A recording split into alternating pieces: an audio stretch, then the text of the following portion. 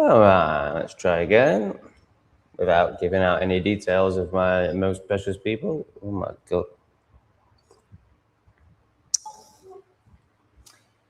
So for anyone just joining this stream, in fact, let's not even go into it. Let's just never mention it again and learn from it. So we've got 4 people back. We've got no comments. So basically, I started a stream, effed it up, and had to start again. Because I shared information of people that I shouldn't be sharing information of, by mistake, of course, but it was irresponsible and stupid. What a pleb. Debbie's back.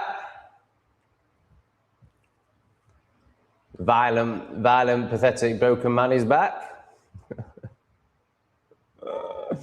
Imagine being violent and thinking it's some sort of accolade. Now, having the ability to be violent, great. We need that.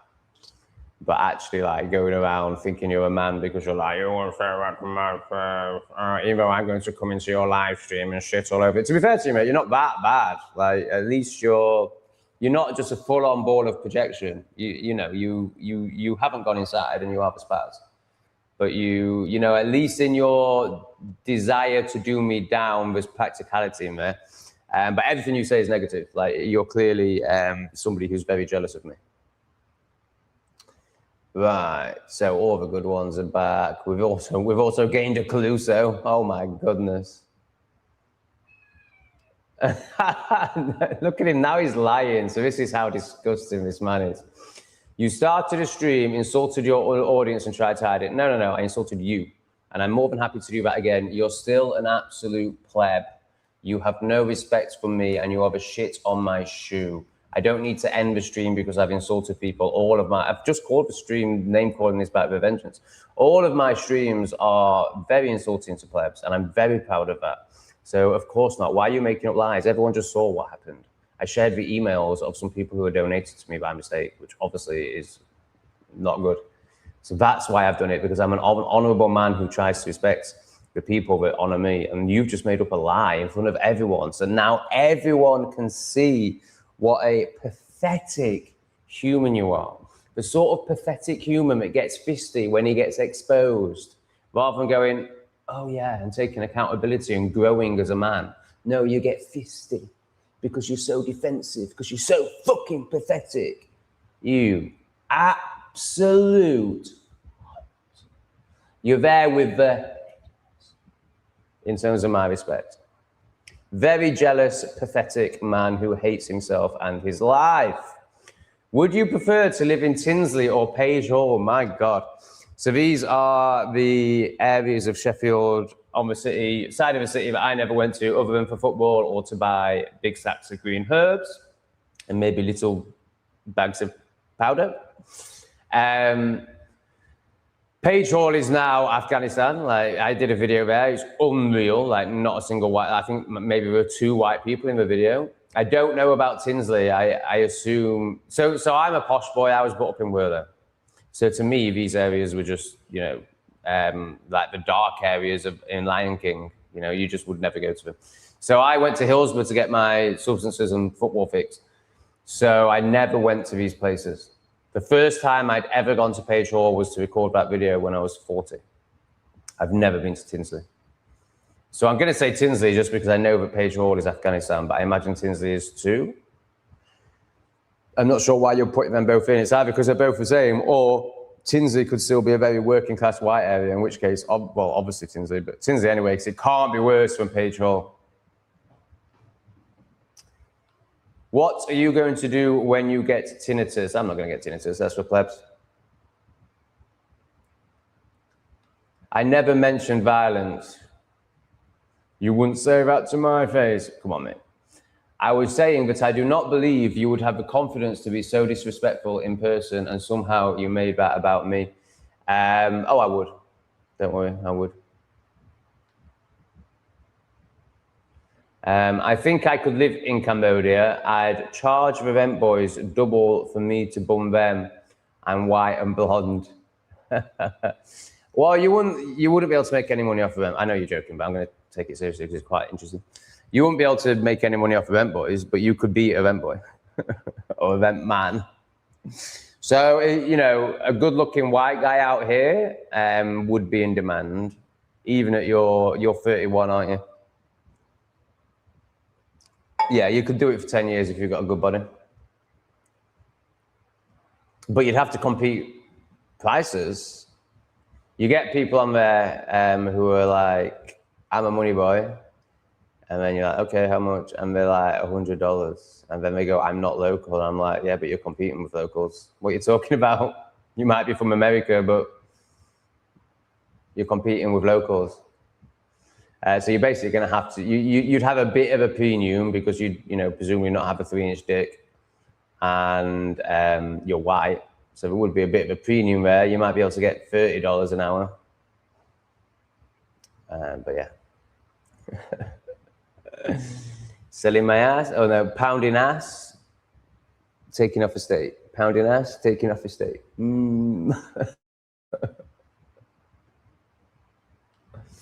What have I just tuned into? I assumed this was a stream based on being sat with your mates every weekend, slagging each other off for enjoyment and laughs. So why did you make that stupid assumption? That's on you, mate, for making assumptions. Assumptions will make the ass of a man. Evening from Manny. Oh my God, what is that thing that you guys have just selected? Oh, the energy of it. And she says all the positive buzzwords while just like being completely emotionless. And, you know, you can just see the fucking demon in her. Equality and respecting everyone. Oh, God, in fact, that's not a good impression of her voice, man. It's way more manly than that. I saw a picture of her, and I don't know if it's AI or not, of her inauguration. Oh, you know what I'm trying to say. When she got, it's not even sworn in, these are all American terms, and it's just a fucking council pleb. But, you know, when she got chosen. I mean, is it AI? I don't know. Like, she was wearing all LGBT garments and stuff. Like, it was just like out of this world, fucking woke. I think it was probably real. It's just mental. She was so mental, but yeah, she's so awful.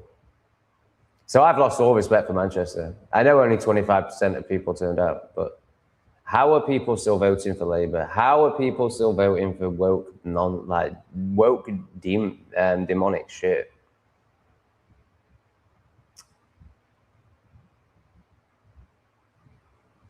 Gays aren't good people in general. Yeah, I totally agree. It's definitely shadow and trauma. Yeah, very broken, very selfish. Yeah, not good. Caluso, don't even need to go into that much detail. I could boss these brownies around. I'm white and blonde, for fuck's sake. I set the price. They take it or leave it. So you wouldn't be having brown clients. You know, no Cambodian's going to pay you. It'd be people like me. Who are bored of 3 inches. I'm like, oh, thank God, there's a fucking white one that I'll actually feel.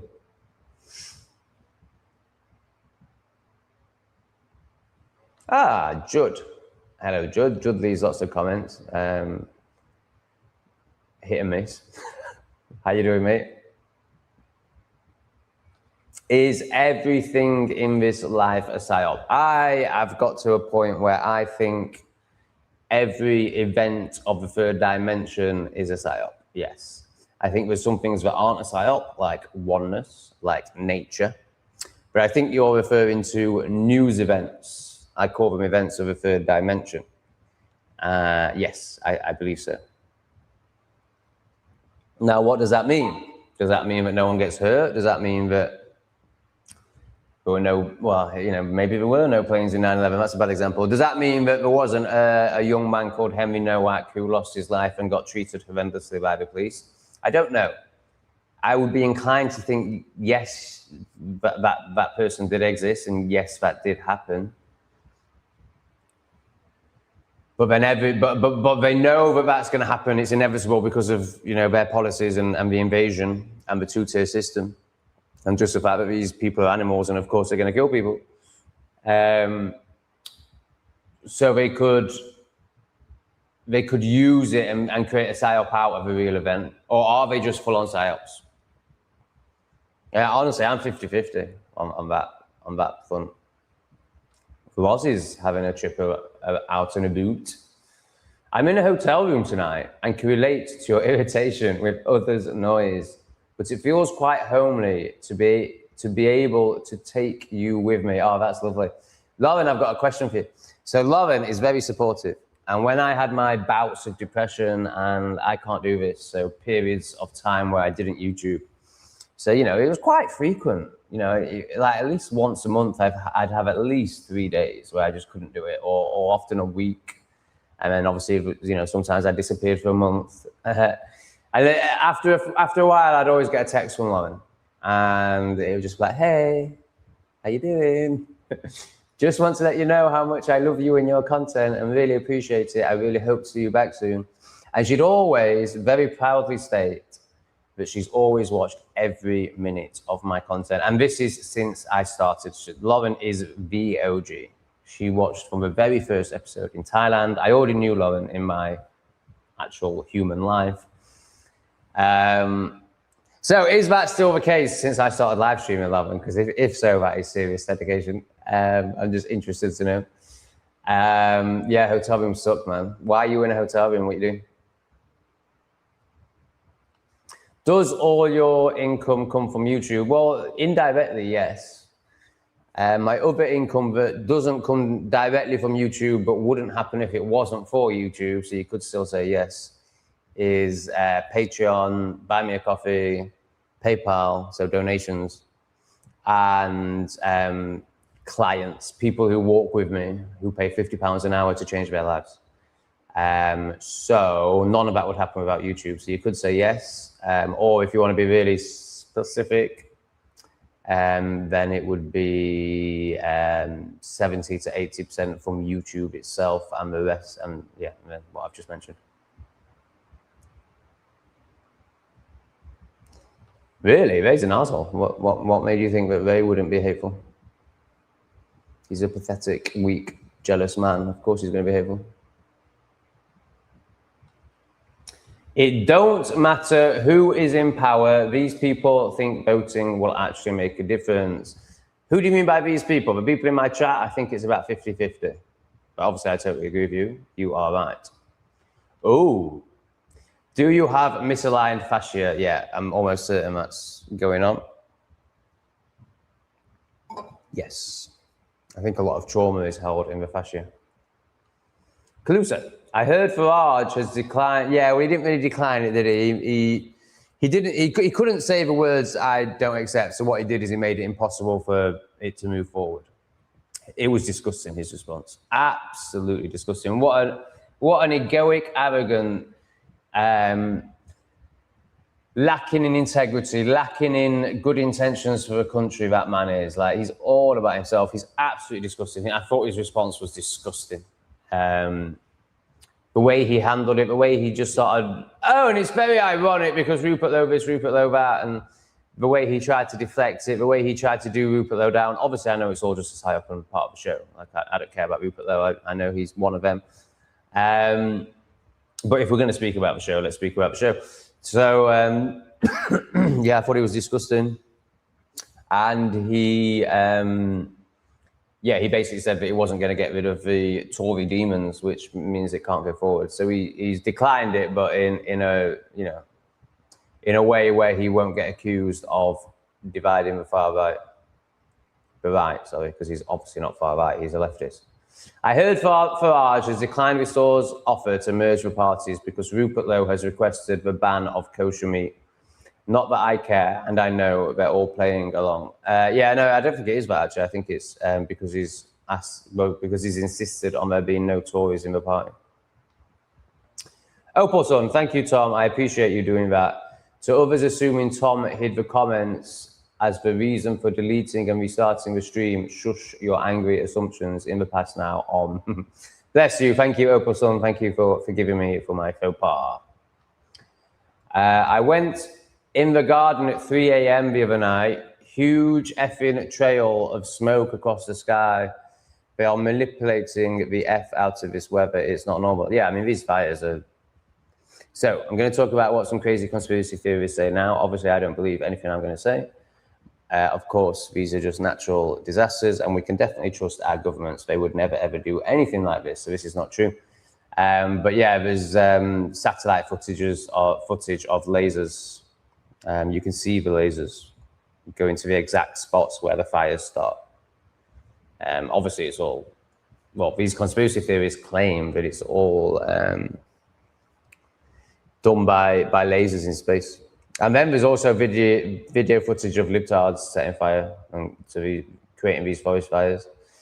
So it's because, you know, they're so concerned about climate change that they think it's worthwhile to burn loads of places. You know, they're so twisted in their ideology and they're so desperate for their ideology to be right, they will set fires to prove that climate change is true, which of course it is true. So I don't know why they need to set fires. Obviously, it's not really true. So yeah, disgusting. I mean, just you know, once you realize that, you know, they all eat and do horrendous things, you know, I mean, like to say they're PDF files is just nowhere near. You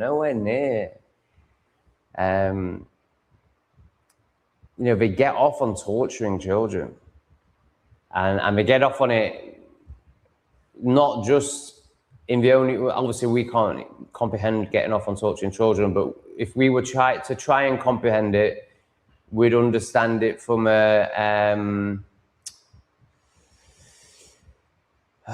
psychological perspective. Like, obviously we won't be able to understand it because it's beyond that, you know, it's just impossible for us. But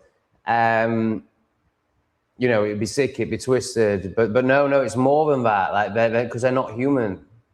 They're eating the energy, and they need the energy of fear. And then there's a whole chromes of the adrenaline thing, which apparently is much more potent if there's lots of adrenaline running through the body when it's taken. So how do you create lots of adrenaline? You create lots of fear. You know, what these people are doing to children is just off. Like, just, you know, this is why people can't believe it, because they can't comprehend it. Like, the human mind can't comprehend the level of evil that these reptilians go to.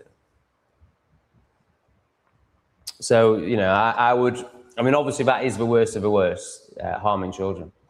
But for me, these fires are in the same bracket of evil, really. Like, you know, it just gets to a point where it can't be any more evil, and it's just like gobsmackingly evil.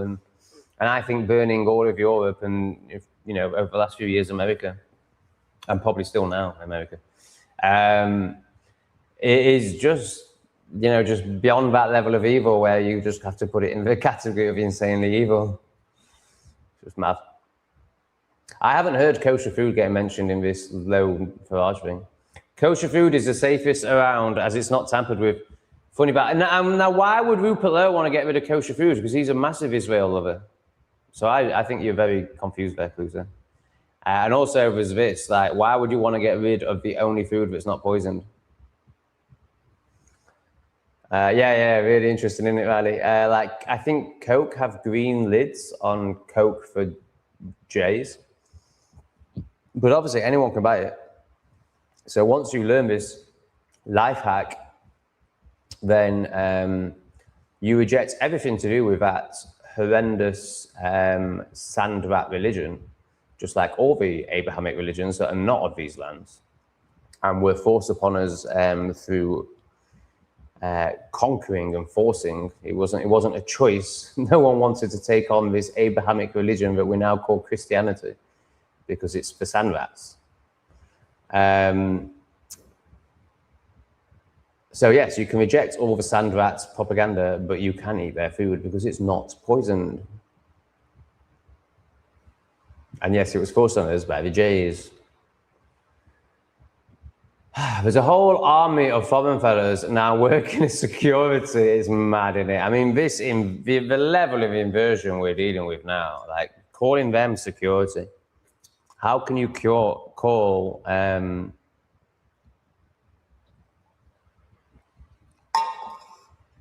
animals security? How can you call? Yeah, I better not go any further.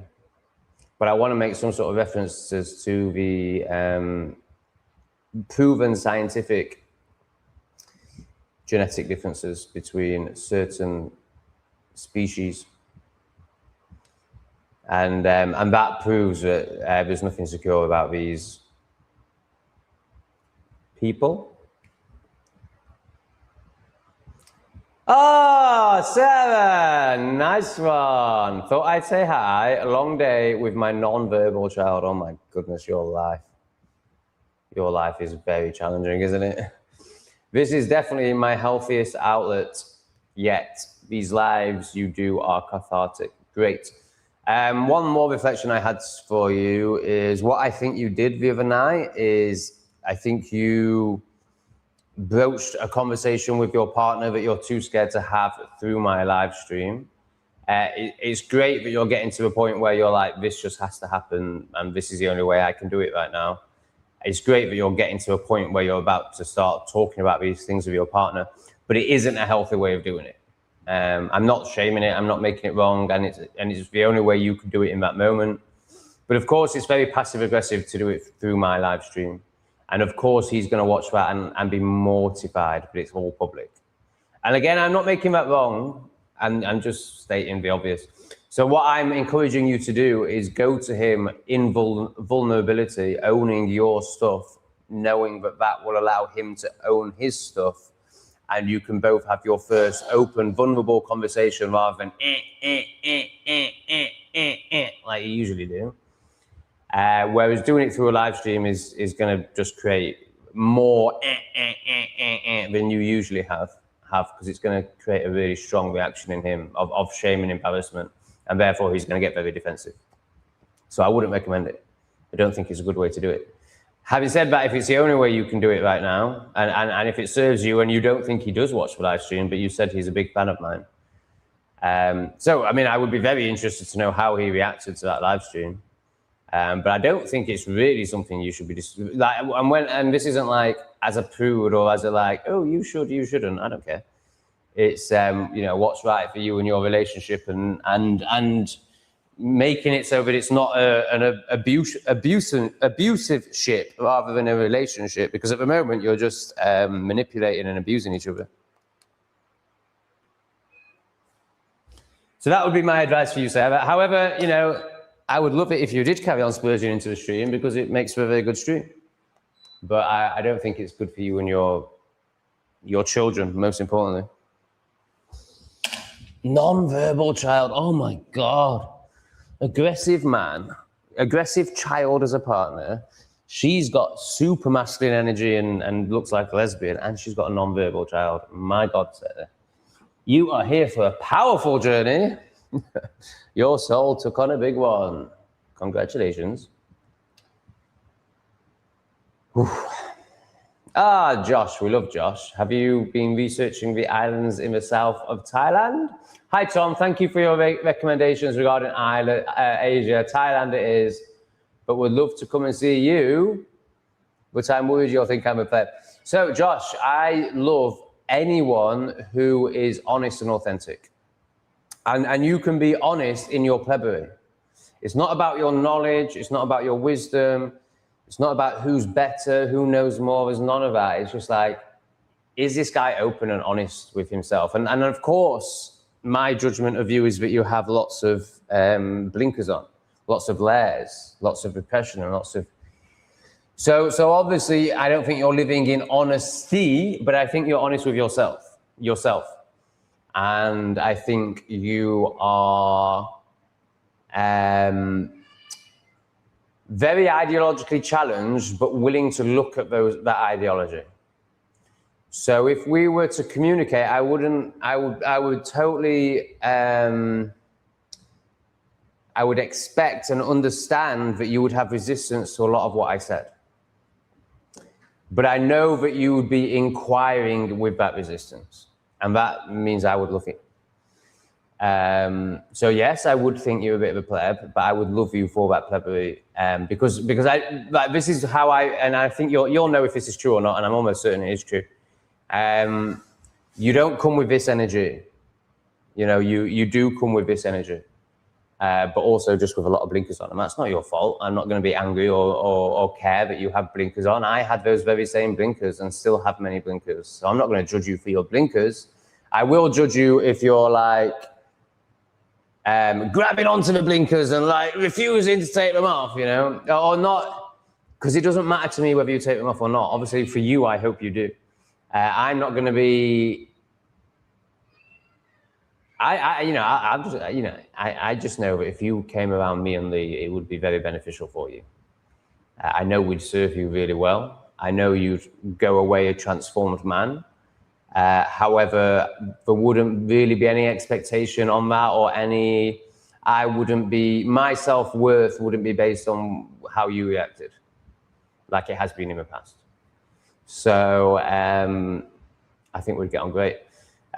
Worst case scenario, I would meet up and there'd be mega resistance from you. And don't get me wrong, I just like, how's it going, Josh? Like, how was Thailand?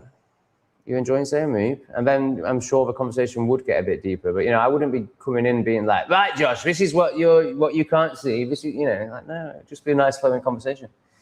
I think you'd really benefit from it. I think we'd get on great. I agree that it probably shouldn't be more than. I feel like 3 days in Siem Reap would be ideal. A week tops. I don't think we should spend any more time than that, because we are in very different places. You're not somebody that I would hang around with long term, but you are somebody that I'd very much like to meet up with and get to know, and trust that would be of benefit for you and me. So I'm very open to it.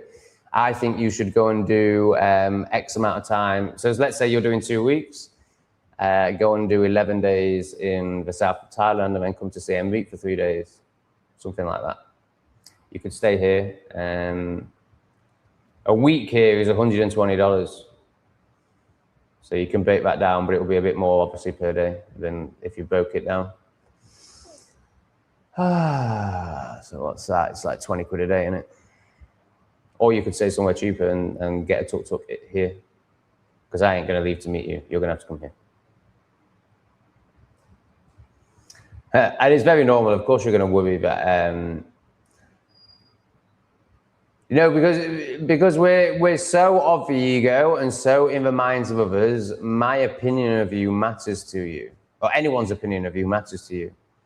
But hopefully, after spending some time with Lee and I, that would lessen. And you'd start to get to a place where you'd realize that my opinion means nothing.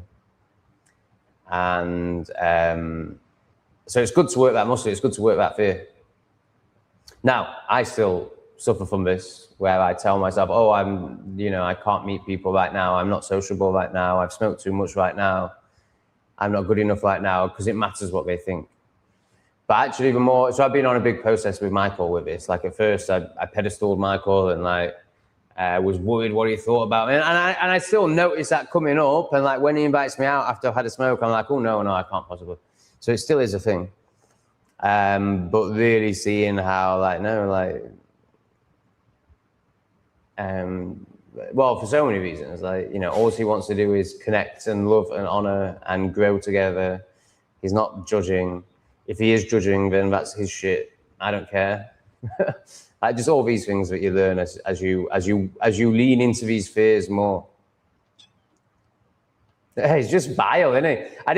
Farage is disgusting inside and out. I didn't realize quite how disgusting he is, energetically, how much he makes my skin crawl. Just what a vile, egoic man he is. Until that response to Rupert Lowe yesterday. I mean, basically, because I've never really listened to him. And I guess when I did briefly listen to him, I was just so relieved that the Overton window was moving that I gave him leeway. But put it this way, it's probably the first time I've heard him speak in a year, and I was repulsed, absolutely repulsed by his energy, his demeanor, everything about him. And that interview repulsed me. And I suppose it's because he is more interested in his own career or fame than uniting the right and the right. I mean, it isn't even the right. He's a lefty. Uniting what the media calls the right and saving the country. But obviously that's not his intention. He has no intention of doing anything good for this country, and not that he has the power to anyway, even if he did get into power. But he's absolutely working for them every time. Did you ever look into the celebrity bloodlines and how a lot of them have powerful family members? Life is a stage real. Not really. I'm aware that bloodlines are a really big thing, and there's maybe even less than, but at most 12 families running this world. But then, then you've got the reptilians and the fallen angels. Like, for me, it's all just layers of truth until you basically get to fallen angels. And then, I don't know enough to say. But I know it's a big deal, and I also think that's why they're doing this 23andMe, as they call it, these apps, these offerings where you send your blood to them and they tell you where you're from. Like, I think that's all about searching for bloodlines. I don't know why they're searching for those bloodlines or what they will do with the people who have those bloodlines. I imagine it won't be very positive. Reform are the new Tories. They won't stop immigration, and they push the digital ID still. I think it was a Dino Bain video where he pointed out that Farage, in 2021, Farage said that Tony Blair should be in charge of a jib jab program, and now Tony Blair was a Satanist. Like, Tony Blair turned into a demon in that time. You could actually see the demon in his face. I mean, you still can, but it was really pronounced. And he was wanting mandatory vaccinations. Well, so did Nigel Farage. He said we should have mandatory jib jabs, according to Dino Bain, and I'm sure he'll be right. So he's literally, he's just the worst of the worst. Things will get worse and worse until people wake up to the power from within, not from authority. Yeah, Clouseau's eating way too many mushrooms to get caught up in this external bullshit. He knows it's all about the within. The mainstream media have reported 33 people have been arrested in relation to the fires. They're literally laughing in our faces. It's incredible, isn't it? How much they use that number. It's just incredible.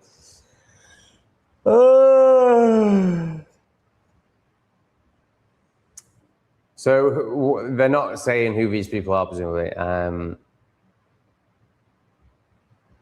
How are the people starting fires?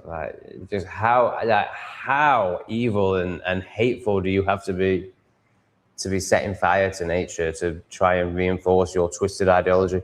Or probably just because you're getting paid. Just disgusting. And how are the media simultaneously saying that 33 people have been arrested for setting fires, but it's climate change? And how do the plebs not see that people are getting arrested for setting up fires and still believe that it's climate change? I just don't get it. I just don't get how stupid they are. Yeah, totally. I mean, what do you think you and your partner are? You're energy vampires. You're manipulating and getting your needs met through dishonesty. So that's a form of this as well. Everyone's got it in them. And then there's Sophie.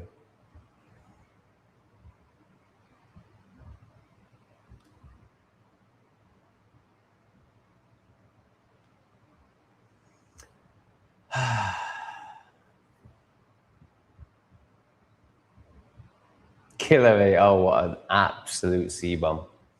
Hillary with a face skin. Oh, sorry, you're talking about Hillary. I thought you were talking about the guy that goes on This Morning, who's got a woman's name. I forget his name. Oh, he's dead, isn't he? I think he died. Fantastic. The main doctor on This Morning during the pandemic, the tyranny, who's got a woman's name. Hillary Jones, maybe, or something like that. I think he's called Hillary, innit? Imagine being a man called Hillary. Oh my God. Anyway, I think he's dead now, thank goodness. Oh, bless you, Rachel. We'll get to you in a sec. So, Mrs. Clinton. Actually, no, let's... yeah, I shouldn't have said that. So I'm going to come back to this comment after we've done this. Rachel, can you ask Michael how to make a donation, please, Tom? He answered my question, but nowhere to donate, no bank account. Can I send money to you for Michael, please? 5G masts are being microwaved.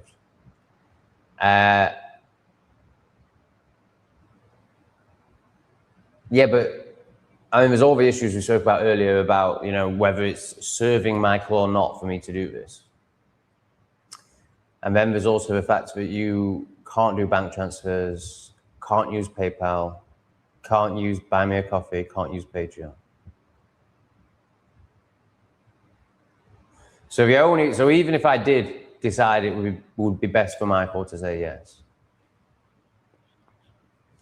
then you're going to have to do it through YouTube. So he's going to. So it seems. So I think I'm willing to say yes in this one instance. But I don't want you to do it through YouTube. Okay, I will do this for you and Michael if you can honor yourself and learn how to do a bank transfer. And then I will pass 100% of that bank transfer on to Michael. And if you reference it, Michael, then all of that will go to Michael. So you need to do your bit and learn how to do a bank transfer, and then I'll pass it on to him.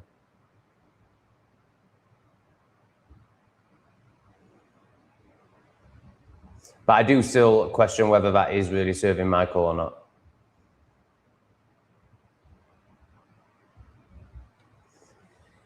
Fan on it. It's halal and kosher because they don't stun the animals first before they slaughter.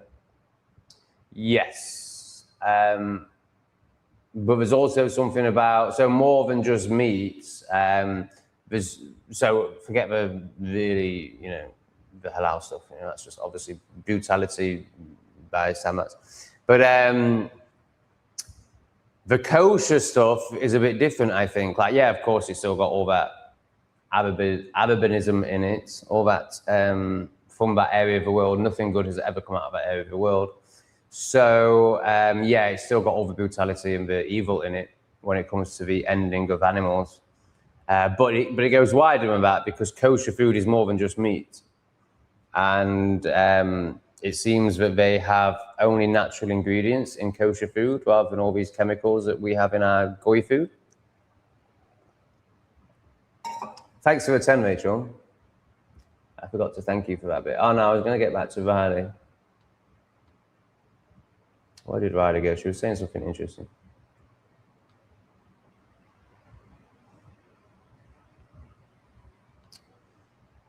Hillary with that face skin on her face. So Riley is talking about a conspiracy theory that, of course, is not true. Why have we got these crazy conspiracy theories in my chat? I am going to read her comment, but I do not agree with any of this. Of course, this didn't happen. So Riley is claiming, but I strongly disagree with his claim, that Hillary with the face skin on her face, scaring the kid pinned on the table, has to be the sickest thing that Riley has made up, but thinks she's seen. So there's a video on the dark web of this person doing what Riley's just described, but of course it's fake. Of course it's not real. It might be real. There's no way of knowing.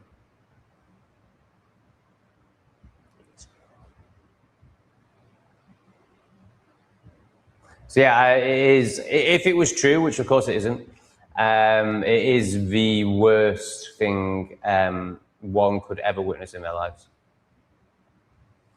And it goes by this name in the conspiracy circles. Yeah, it's very. Thankfully I haven't watched it. I have heard. So I did click on it, and the screaming in the first 5 seconds was too much for me. So I clicked off. Thank God. Rachel, thanks for the 2. Okay, thanks, Tom. Sleeping now. Got work. Ah, you need another sick note, Rachel. All right, you sleep well, Rachel. Let's make that happen.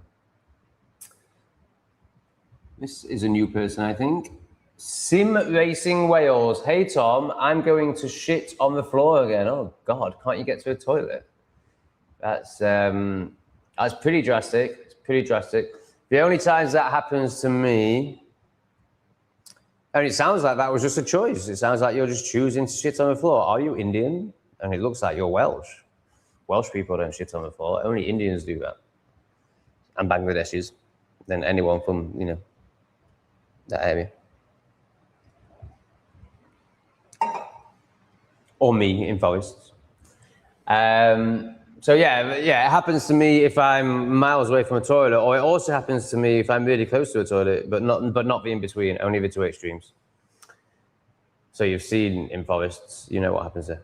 And then it just amazes me how the body knows the score, and the body just knows the proximity to the toilet. So you can like acknowledge that you need a poo, and you can travel home for half an hour and it's fine until the last 10 meters, and then suddenly the chocolate starfish is just like, let's go. And it's like, but we're not there yet. All over the floor. So yes, I have experienced this. Are you doing it through choice? Why are you pooing on the floor? Please give us more information about you and your poo. Spen, my favorite conspiracy theory is that people do conspire. Yeah, it's amazing, isn't it? It's amazing. The plebs, I mean, it's just so obvious, like power corrupts. And the plebs would know, like that's a well-known saying. And if you said throughout history to a pleb, throughout history, there's never been anyone with power that's done good. They would, overall, they'd be able to nod along to that. But if you then say the current people in power are conspiring against you, oh, you're conspiracy theories. Like, what do you think people with power do? You don't think they plan? You don't think they plan to hold on to that power? It's mad, isn't it? It's mad. And then they call you mental when you point out the blindingly obvious. Ian, I think you're new. I think you said something a bit silly at first, but let's give you a chance.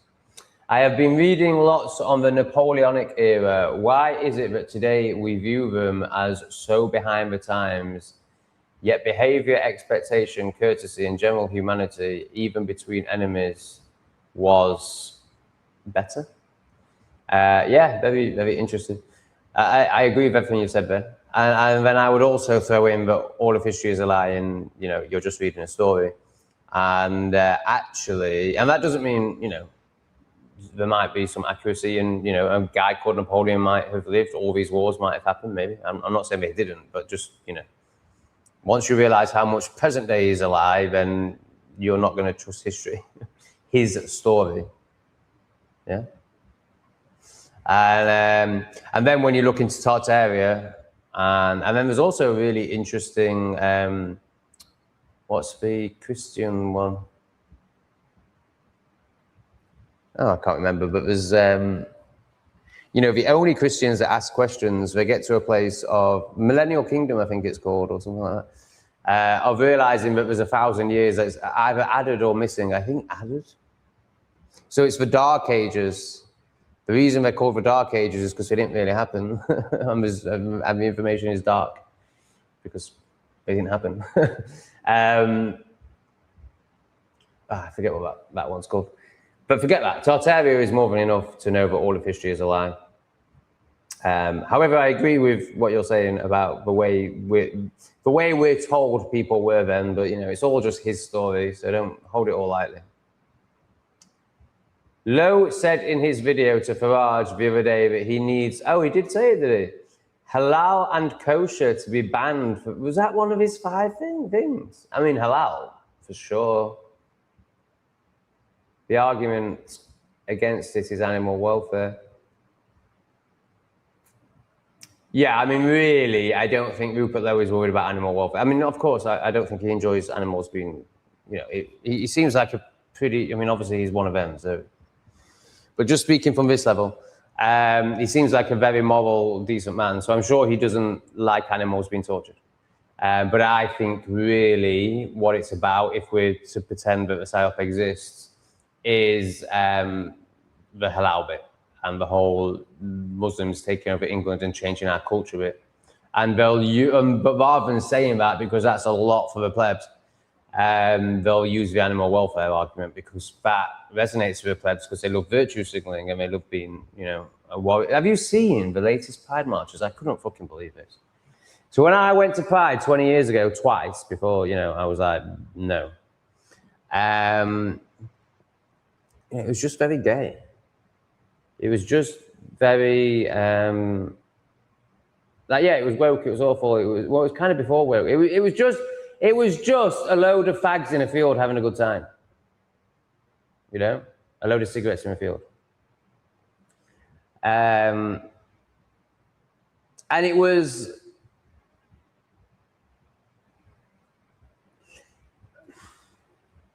obviously now, obviously even then it was not good for society. I'm not saying that Pride 20 years ago had anything of any benefit overall for society. I'm not saying it was a good thing. But as a libtard, if one was a libtard, and so obviously your child should never go to a Pride event even 20 years ago, but you could take your child to a Pride event 20 years ago, like if you were a libtard and obviously a terrible parent. But, it certainly wasn't in danger. It certainly wasn't aggressive. It was all very friendly. And there wasn't the whole tranny thing. Right, so you're going to think that now what I'm going to say is now it's all trannies and disgusting. No, I'm not even talking about that. Like, yes, of course, it's all that. Have you seen the latest chants they do at Pride? I mean, when I went, there weren't even chants. I tried to start a chant. I, as a piss take, started trying to chant, we're queer, we're here, and we don't want to live in fear, just as a bit of a piss take. And they weren't interested in chanting. Now they go through the streets as a Pride march going, Pride is a protest! Pride is a protest! Just with so much anger and so much demonism running through them. And I realized that these people, because obviously it's the same people that go to the Pride, they go to the climate change, they go to the tranny events, they go to the Palestine events. And the tranny, Palestine, and the other one that I just mentioned, and all the others, are protests. And they've got so addicted to protesting, being angry and being demonic, and getting intense dopamine hits through the collectivism that is felt during a protest, that Pride isn't enough for them anymore. Pride doesn't give them dopamine hits anymore.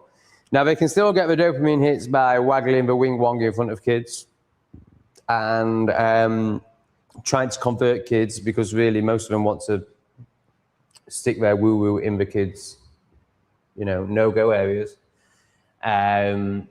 So there's all that playing out. So they still can get dopamine hits there, but they're kind of bored of that now. They've been given the kids, they're basically, PDF fileism is, almost part of their alphabet thing now. And is widely accepted within that community, I think, in the darker edges of it, for sure. So, that's just normal now. So there's not so many dopamine hits there. So now they've had to turn it into a protest so they can get the dopamine hits. So I couldn't believe it. I mean, I suppose it makes total sense that that's where it's gone in the end, because that's, where everything's going, just anger and hatred. But to see them making Pride a protest, and that is the only chant, because they're so determined to make it a protest, that's the only thing they're chanting. Pride is a protest. And it's the only way they can give themselves validity, because for them, they've spent so long being angry and being and just living in complete projection and being social justice warriors, angry. That now when they turn up at a Pride and people are just like, yeah, we just want to drink and prance around, they're like, yeah, but we need to shout and be angry. So Pride is now a protest. Justin, thanks for the 5, my man. You're too young to be a dad, aren't you? I'm still waiting to use this super dad sticker. Jack, next time, I know Jack's a dad, so next time he donates, we can use it. Tom, I'm 27.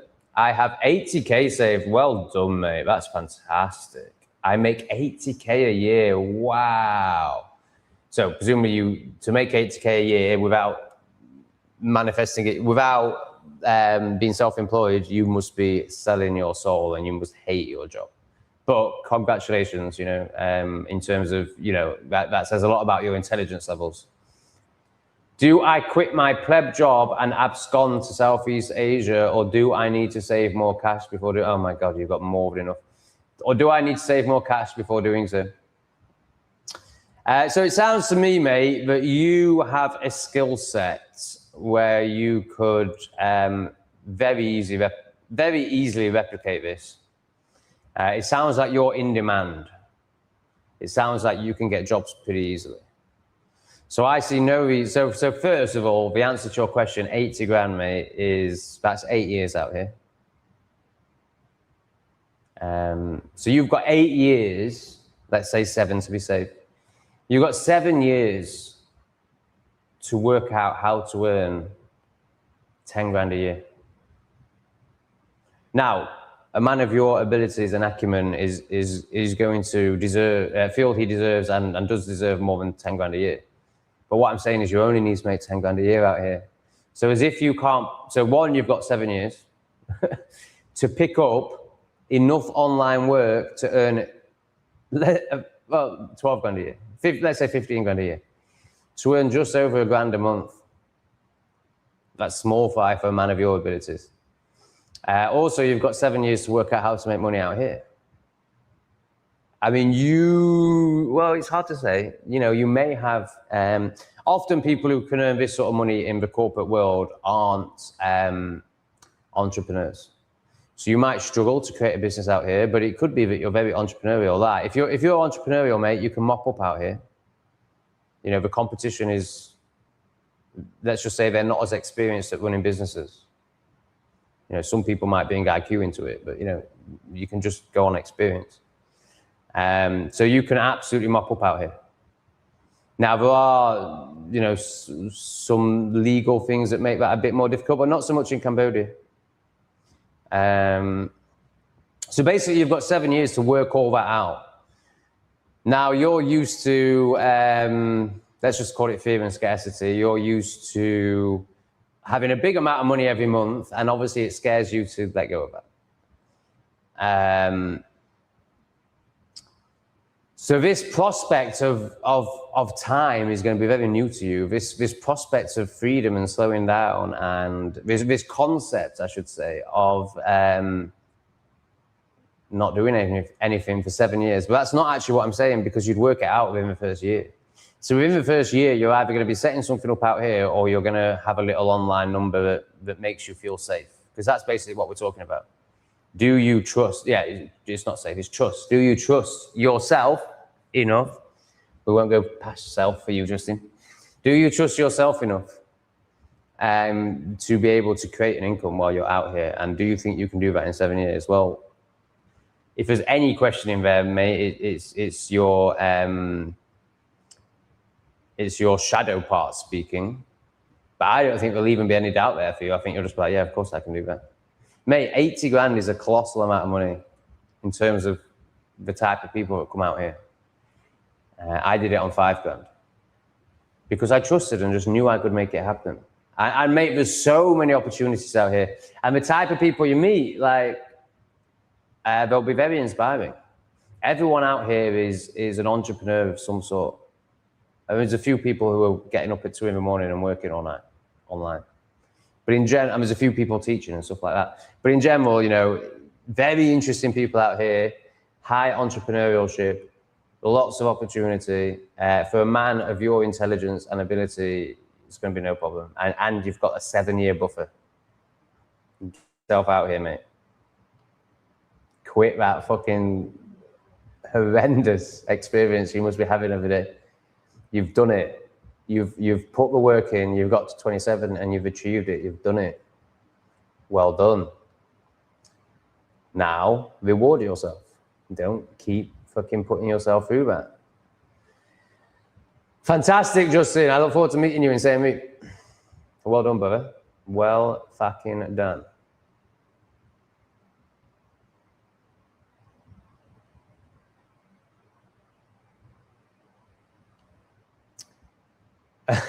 I don't know about this.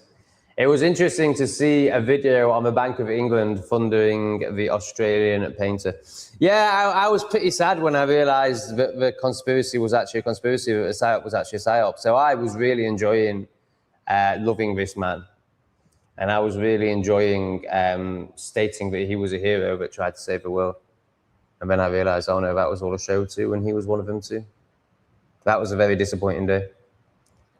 I really like to think that at one stage there was a good man who got to power, but no, it's never happened. All part of the show. And think how easy it was then. Now, I'm not saying lots of people didn't lose their lives. Of course they did. Yeah, so I'm talking about World War II now. But, you know, did we even have TVs then? So people were getting their information over radio. Like, how easy would it be to be like, and now the Germans are bombing.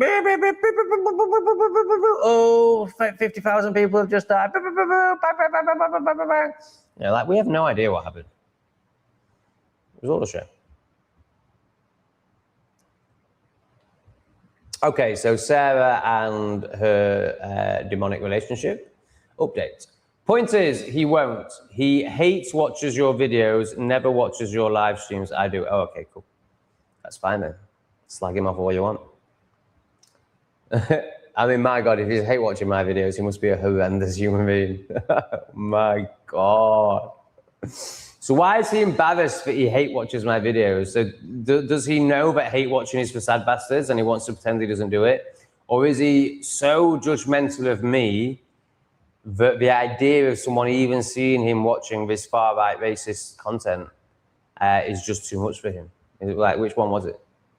Let's assess his insanity and laugh at it. Careful, cat, you were moments away from another bollocking there. Oh, bless his desperate man. I just love watching you. He woke up and called you a gay bastard because I was giving you attention. This is a safe place. Well, I'm really glad you feel that way. Yeah, it is. It's a funny one, isn't it? Because many people would refer to me as unsafe because I'm not a people pleaser, but actually it is safe because I call out the retards and I help the retards that are trying.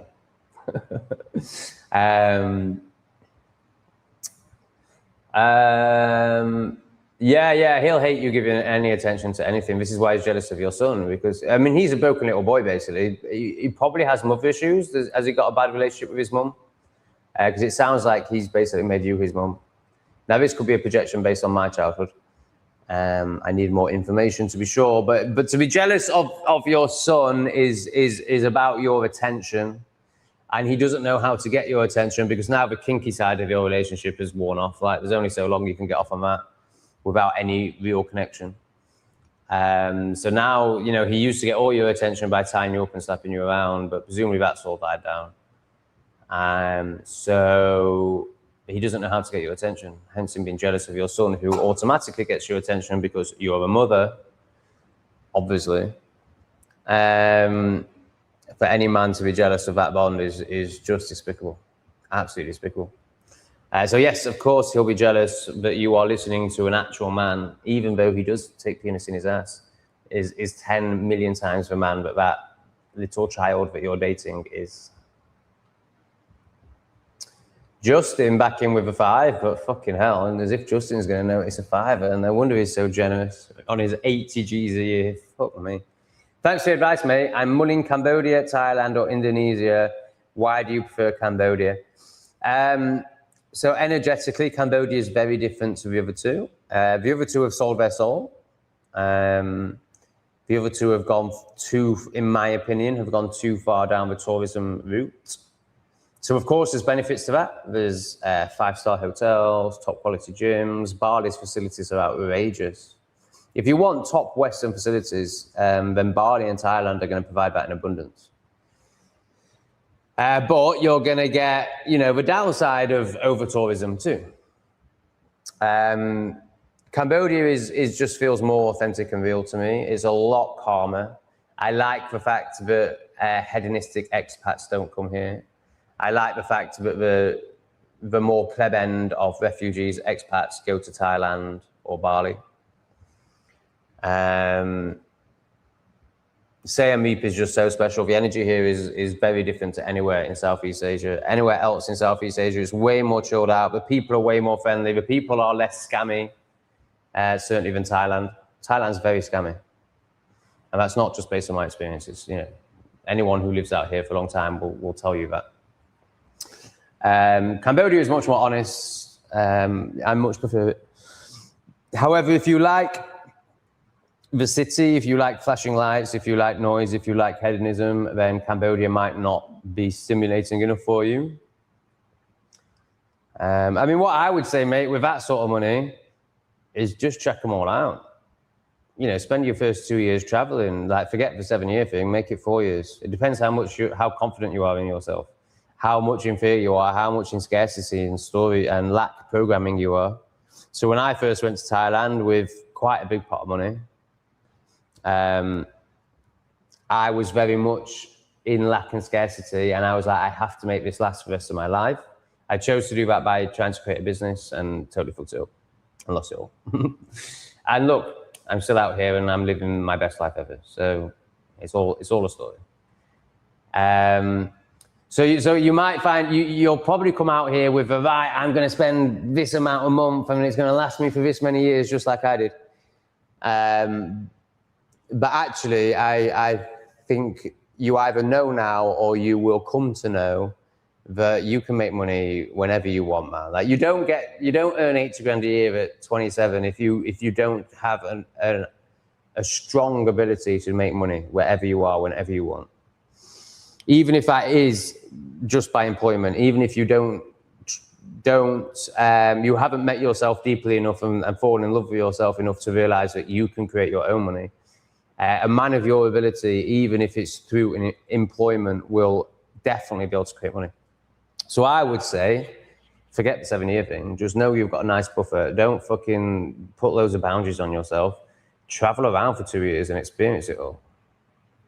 Because what the programmed Westerner wants to do, who's lived in the hometown all their life and has had stability all their life, they want to research on the internet and find the best place to live and go and live there and put all their eggs in that basket and rent the long-term house and do it cheaply because they're scared and they don't trust that they can create any more money.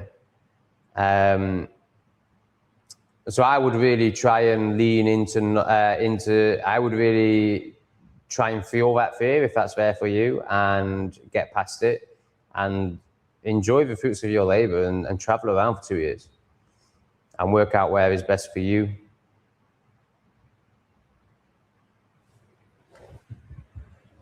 But yeah, for me, Cambodia is the best by a mile. However, Ubud is very special in Bali. That's really worth seeing and experiencing. And if you like the fine things in now, if you're very hedonistic, like you like substances, then I would not recommend Bali. Yeah, you're taking a massive risk out there. And on paper, you are anywhere in Southeast Asia if you like substances. But Bali is way stricter and less ways of. You're going to be in jail for a lot longer in Bali. So yeah, it depends how hedonistic you are. And so in Bali, there is in Ubud. I'm only talking about Ubud when I talk about Bali. There is, a bar scene and a club scene, but it's not massive. If drinking alcohol and you want to shag lots of pretty Asian women, then absolutely Phuket or Chiang Mai.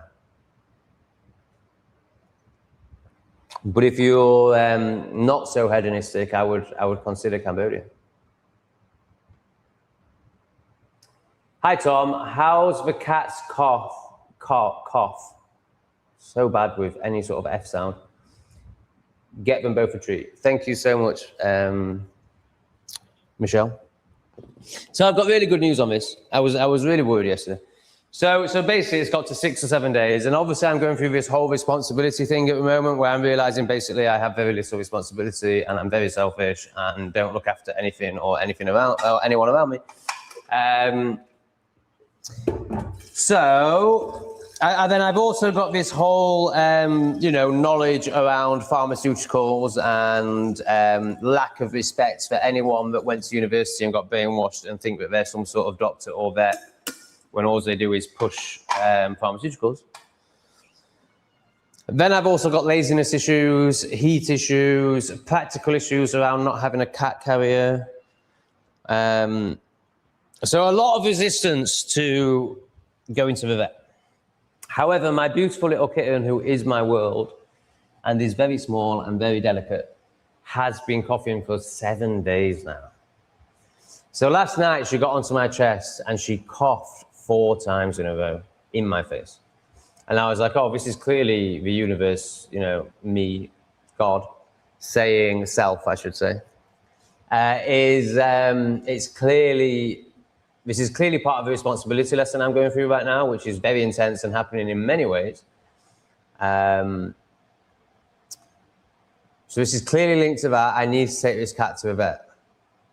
So last night I basically accepted that today was going to be a nightmare, that I was going to have to go to a vet. And as soon as I accepted that and took responsibility, she stopped coughing. Right, the last 3 days she lost her voice, so she hasn't been able to meow for 3 days. So she keeps doing this in my face.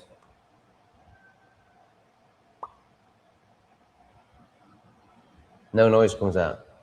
So last night I accepted we were going to the vets today. I get up this morning. Nah, nah, nah.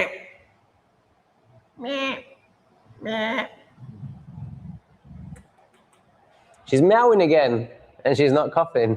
She's got her meow back. Oh, we were very happy to hear that scratchy little meow, weren't we? Yes, we were. Oh, yes, we were. So I think we're all good. But it's interesting how it happened like after I took responsibility. Right, what should we buy the cats for this $4.99? I think I'm gonna lean into something that I'm quite resistant to. So I'm going to buy an electric mouse for them. Well, you know what that is. I don't need to explain that, do I? It's £4. $4. I almost bought it oh, hello, yes, I know. When I went to the pet shop the first time, I was just like, are they really going to play with it? But yeah, I think it could be really cool. Oh, remote control mouse, that's what I'm trying to say. It could be really cool to have them chasing his finger around. And I think they'll love it. I didn't realize how playful cats are. Now the other thing, I might do this today actually. I need to check with Hippie Landlord that I can put, I'm just gonna say to him, can I put some shelves up on the wall? Right, so I found baskets and all sorts. I haven't seen the price yet, but they're gonna be so cheap. So basically I'm thinking I'd buy a scratching post for the wall, and then I get shelves and cover them in carpet and have them like at angles and stuff that they can jump on. And then I have these baskets like at the end of these shelves that they can chill in. So I suppose it will go towards my cat maze, which I'm not expecting to cost too much money. The scratching post is going to be about $20. But then everything else, I'm just going to try and get like scrap wood for and stuff. So I think the only other real cost will be the labor, which will be $10, maybe $20. So I'm thinking I'm going to get all the stuff together, but then it would be quite nice to add to it as I learn and see how they play on it. You know, I was thinking like you could end up with like, I mean, it could be fucking amazing. Little platforms for them to jump on and stuff. So I'm going to get like a good chunk of it. I'm going to get like, I don't know, 5 or 6 different items, different shelves, different baskets, and start with that, because I don't want to be getting the tradesman out over and over again. Like I want him to just come and bosh it and then maybe come back in 6 months and add some more. That's my thinking. But I need to check with Hippie Landlord first. But I'll have the chat with Hippie Landlord, and I'm sure he'll say yes. He's very chilled out. And then I'll go and put your $5 towards buying the baskets and the shelves and the carpeting and all that. It's going to be an interesting little project, actually. Oh, wow. She still watches every minute. Okay, I'm going to go and poo. And then we'll get back, and then we'll come back to London. Okay, see you in 3 minutes.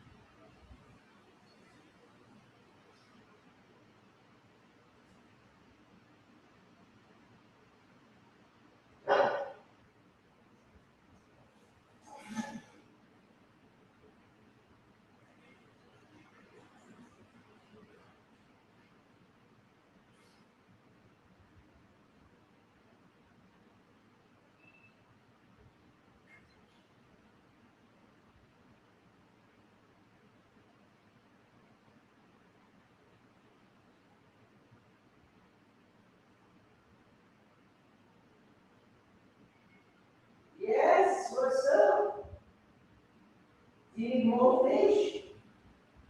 More fish already? Really? You're very mad. The pussy that likes the pussy. Fish.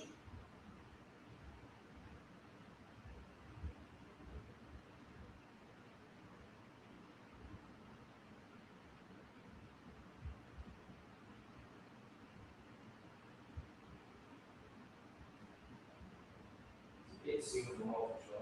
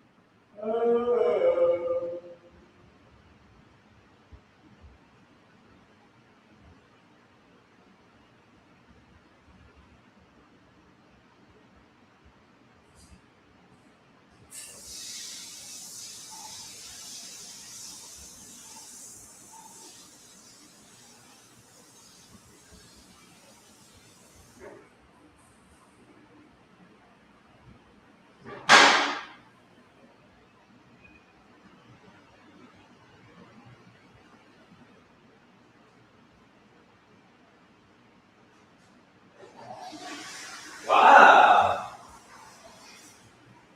Surprisingly solid. Lots of little keg nuts. That's what that was. Lots of little keg nuts. So lots of little solid but slightly squishy ones. We call them keg nuts.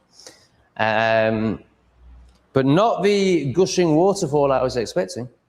Because the first one this morning was very soft. So I was expecting the second one to basically just be a waterfall. Oh, that was quite pleasant. Quite pleasant. Oh, it smelled bad. But I like that. Because I'm a kinky fucker. Lozzie Loza, Lonnie Loza, lovin'. Yeah, that's still the case. The only content I might not have seen are parts of some lives, but I try to play them back. If I tell you where I've been tonight, I fear that you will call me demonic. You've got to tell us, lovin'. You've got to tell us. And yes, I'm going to call you demonic. And yes, it's fine. It's, as long as we can acknowledge that our actions aren't aligned and we have an intention for them to change and we're open to doing the work that will change those, then it all transforms. So I know where you're at in life, and I know you still have to take part in some demonic rituals to survive. That's fine. I mean, you work for a council or something horrendous, don't you? So I don't think I'll judge you for it. I'll just point out the repression in it with love. So tell us. I demand that you tell us. I've given you a lot, Lauren. Come on. I've given you many, many hours of self-escapism. I demand that you tell us where you've been. Mickey, get a laser pen, red dart. They chase the dart. Yeah, they're good. Oh yeah, they've seen that. They love that. CT7? Now, should CT7 now be called CT6? Did he lose one of his lives the other day with the dog incident? He obviously had a very lucky escape. So is that classed as losing as one of his 9 lives? Is he now CT6? I don't want to do that though, because it's inevitable we'll get to a point where it's CT2 and CT1, and then I'm calling in fate, aren't I? So he'll always be CT7. Forget that. Yeah, thanks, Mickey. I will seek out a laser pen. I'm sure I'll be able to find one out here. Wow, very generous tonight. Chantha Blogs, I think you're new. Thank you, Chantha. Are you Indian? Hi, Tom. A house you're interested to rent. It's really nice for £600 a month. You have a house I might be interested in renting. I'm really happy where I am. It would have to be a very special house for me to leave here. And the issue is they're going to want me to sign a 6-month contract. So I'm more than happy for you to email me details. And you'll find my email in the description of my videos, not my live streams though. But I don't think I'm really that bothered. I'm so happy, mate. I'm just so happy here. It's so easy, no contracts. super chilled out landlord. Lovely premises, lovely grounds, pretty quiet. I'm looking at, I'm just looking at green right now, and that's great. I'm really happy here. I can't see how obviously I'd like a garden. And I would like to never hear anyone, but I don't think that's really possible in Cambodia. But I could cut out the neighbors' noises, but they're so few and far between. Like, yeah, there was a domestic the other night that was noisy. But unless something extreme like that is happening, I don't hear anyone. Now, this could all change when someone moves into that flat next door, because we don't know how good. If you're a keen viewer, then you'll know that I used to live on the other side of this apartment, and there's a gap in the ceiling there. So if people are living side by side here, you could hear them sneezing. And they filled the gap in because I complained about it, obviously. I was the first one that had the balls to say anything about it out of all the people that have lived here before. Unbelievable. And they filled it in with foam, but we don't know how effective it is yet. Me and Jeff did a little test, but I don't know, whether that was good enough. So it could be that somebody moves in there and all this changes. Now, I'm hoping Helen will move in there because she doesn't like music. But if someone moves in there who plays music, it could all change tomorrow. I mean, in that case, I'd go back to my other flat. But what if somebody rents my old place, then someone rents the one next door to me and they're noisy, then I'm screwed. So then I would have to start searching for houses. But I think until somebody moves in there that's not Helen, then I'm just going to stay here. But if it is a really amazing house, then, well, put the link into the chat maybe and we can bring it up. That'd be really cool. Or email me. Also, are you a Cambodian estate agent that's just paid $5 to tell me that? I very much doubt it. But the name is kind of Shantha. I mean, I don't know about Cambodian names, but I feel like that could be a Cambodian name. I also feel like it could be an Indian name. Tell us more about you, Shantha. Lipsis. Lipsis is in the house with some love. Looking forward. Actually, I won't even mention it. Lots of love for Lipsis is all I'll say. If we're talking about Sarah, yes, she does look like a man. She actually has very masculine energy. So did he just say she looks like a man? Laughing my ass off. So yesterday, as soon as so we're talking about this one. As soon as I saw her, I said she looked like a lesbian. And then as she told us more about her demonic co-addiction, we found out that she is the man in her relationship. So of course she looks like a lesbian because she has masculine energy. So yes, she does look like a man. And yes, I did say that. And yes, you'll get used to that the more you get on the stream. I just say what's true. Yes, I get that, but this chat is limited characters. Yes, I get that, but this is a chat with limited characters. Oh, sorry, that was Tavadi. Yeah, I'm not meant to understand that. Also, so this is the masculine woman we're talking about, who I have a lot of love and respect for. I'm not attacking this person in any way. I think they're great. Also, that's an old photo when I was definitely a lefty. Here you go. Before I met my partner, so fair point, I do look like a lesbian. Yeah, it's the masculine energy. You've had to be masculine to survive. It's not your fault. And now you've got into a relationship with a little boy who's feminine. He probably doesn't present femininely, but energetically he's feminine. So I imagine he presents like this because he's so scared of his lack of masculinity and knows that he's feminine on a subconscious level. So therefore he goes to the gym a lot to try and counteract that, because what he can't do is the real masculine stuff, which is taking accountability and being responsible. He can't do any of that because he's a little boy. So he does it by getting big muscles in the gym instead. Like that Ray guy would, like this guy would. That's exactly what this guy would do. Pleb. Absolute retard. So, yes, you look like a lesbian. Yes, we've confirmed that. I would be surprised if you've got any more feminine since meeting your man, as you have to be his father. Paul! Yes, Paul. Hello, mate. What's the name of the song you ended Almost Died video released today? Almost Died. Oh, I don't know. It's an AI song. Debbie would have created it. Ask Debbie if she can send it you or anything like that. If it's not my standard AI song, then it'll be a Debbie song. So this is who you need to speak to.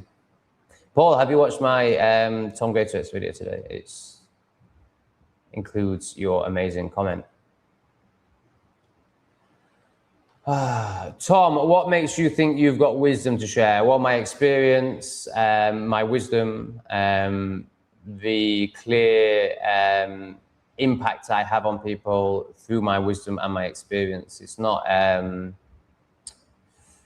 it's a tangible thing. It's a real thing. And it's based on how much self-work you've done and how deeply you've gone internally. Now, relative to humanity, I've gone very deep and I have a lot of wisdom, and that's very clear. If you can't see that, it's because you're so repressed and living in such delusion that wisdom to you is scary, because it shatters your fragile concept of reality and self. So obviously, it's much easier for you to make out that I don't have any wisdom, but clearly I do. Like there's no debate here. So it's just obvious, and I'm just honest, whereas you're not. That's the difference. And now I'm going to make demands of you, not because I really want to know what the shadow is. I want to expose you for not really knowing. Fuck off, you fucking pleb. Josh, thank you, Tom. I do worry what others think of me. It's something I wish I could. Yeah, of course, everyone does. Until you do a lot of self-work. And you're at the start of that journey, bro. You still think that we're spinning around upside down and stuff like that. So, of course you are. But that's why you need to lean into it and experience it and realize that actually there's nothing to fear. And the worst case scenario is I don't like you. Oh no, who cares? That's not going to happen. Mate, I will have so much respect for you if you come here. So much respect for you. What up, guys? Quieten. However, I assume I need to love myself more. Yeah, of course. That's what it's all about. So you, when you're not confident in yourself, when you're not in love with yourself, of course, the opinions of people matter to you, because that's how you judge yourself. You base your character on how popular you are or what other people think of you. This is how society lives. That's why everyone's a narcissist. That's why everyone's trying to manipulate others, because they care so much about what others think about them. So therefore, they have to control that. Whereas once you let all that go and realize that everyone's retarded and is living in complete projection, and none of it matters. And yeah, sure, like there can be worthwhile reflections in others' words, but that doesn't mean that the majority of it isn't just projection and their own pain.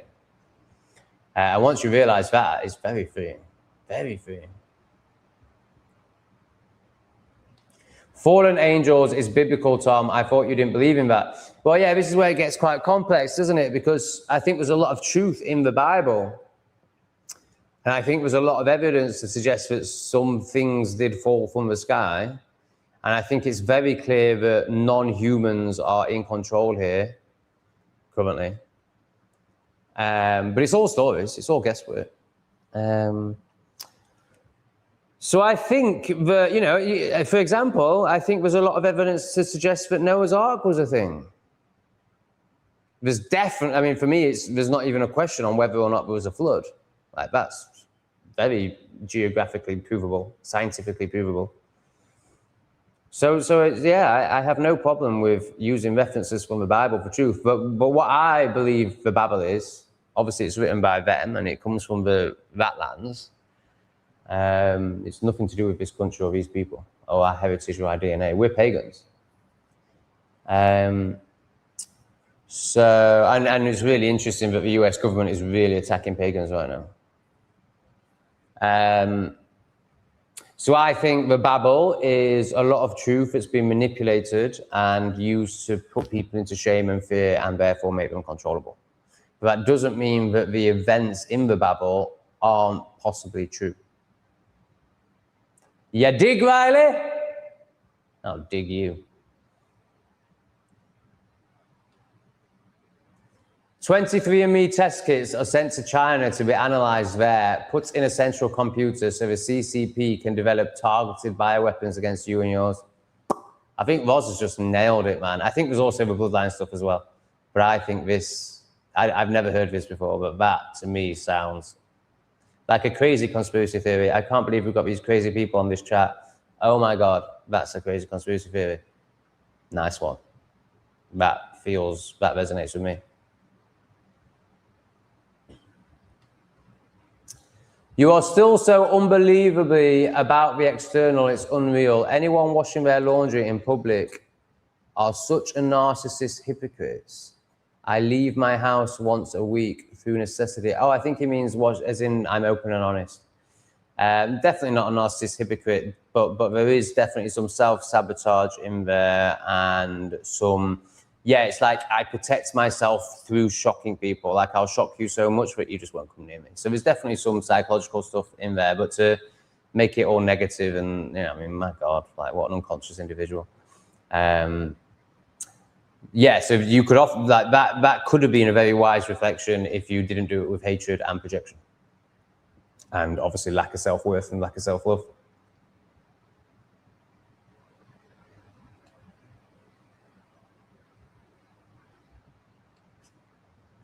Scotland last year, March time, wildfires in Scotland. I mean, that's just ridiculous, isn't it? How they're expecting Scots to fall for that? We need our heating on full blast till May. Yeah, I mean, it's just insane. It's absolutely insane. But some of them are, right? Look at him trying to. I mentioned he goes, yeah, I did look like a lesbian. Like, so this is somebody who can only perceive from his level of perception. So this man gets very easily offended because he's very egoic and hasn't met himself and lives in the mind of others. So what people say about him means a lot to him because what he thinks of himself means nothing to him. He doesn't even have that concept. He'll intellectually pretend he has that concept, but he's never met himself. Poor lass, now she's an energy vampire. Sarah, how do you feel about being called a lesbian vampire with masculine energy by the host? She's just like, yeah, I love it. He's dead right. And he's like, oh. Because he's never experienced anyone that can take accountability. He's never experienced anyone that's open and vulnerable like Sarah is.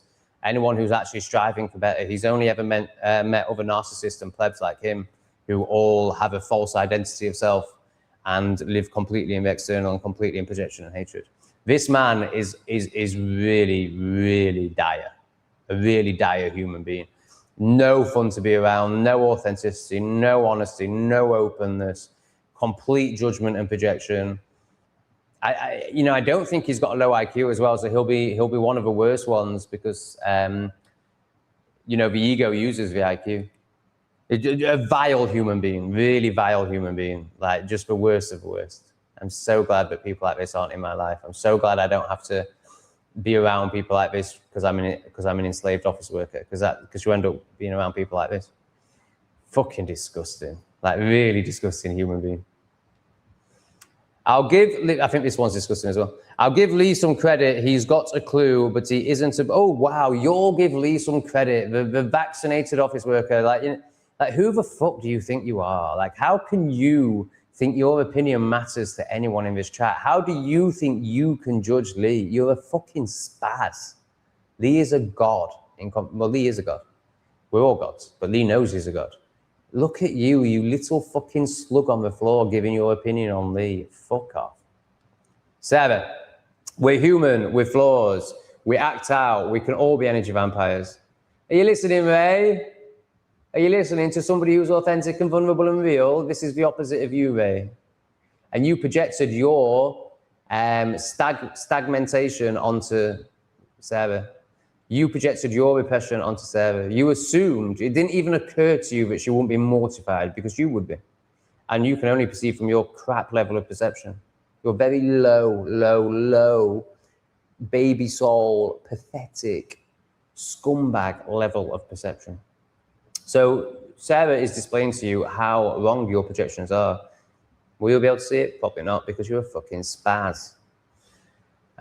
We can all be energy vampires in the right mood, but knowing he'll never see these comments means it just got me. Hence cathartic. Most free I've been in a while. Oh dear, Ray, what are you going to do now? What are you going to project now, Ray? What bullshit are you going to make up now? You fucking cunt. If you were such a good person, your mum would never see you beg. God, the judgment in this man is unbelievable. The repression in this man is unbelievable. The desire to attack another and not offer any reflections in good faith is unbelievable. He has no desire to help me. He has no desire to help me be a better person. He wants to do me down, because then if he drags me down to his level, he's like the crab in the bucket, pulling the one that's trying to escape. then he doesn't have to look at himself. The eyes of Adam, yeah, they're well open, aren't they, mate? You're so open, you're so conscious. He thinks he's conscious. Bless him, man. These fucking plebs that think they're conscious. At least Ray isn't pretending he's conscious because he doesn't even have a concept of conscious. Whereas Adam thinks he's conscious, bless him. Oh my God, what a retard. Unbelievable, isn't it? Unbelievable. So funny. But also just like, oh God, so boring. These people bore the shit out of me. But luckily they're not in my world. They're just in the comment section. Wow. Oh my God, I'm so glad I don't have to pretend to like fucking twats. I'm so glad I'm free. Can you imagine if this was your work colleague and you had to fucking spend 40 hours a week with him? Oh, and you couldn't tell him he's a cunt. Oh. Ban all slaughter and go to lab grown, which I don't wish to participate in. Oh, I think you're saying that's what they want to do. Oh, yeah, good point. So that's where the Rupert Lowe stuff goes to, doesn't it? It's the start of that. Yeah, you're dead right. It's not about animal welfare. It's about banning all meat. And it's getting people used to that. Good stuff.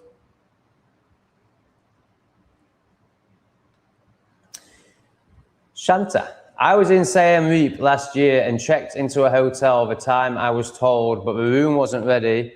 I made a fool of myself by yelling at the front desk clerk in Cambodia, life is relaxed and no rush. Yeah. I mean, I've so been there, mate. They have no concept of anger. I mean, obviously, I'm exaggerating a bit, but, you know, like so when I was shouting at the women in the restaurant, exactly the same as this.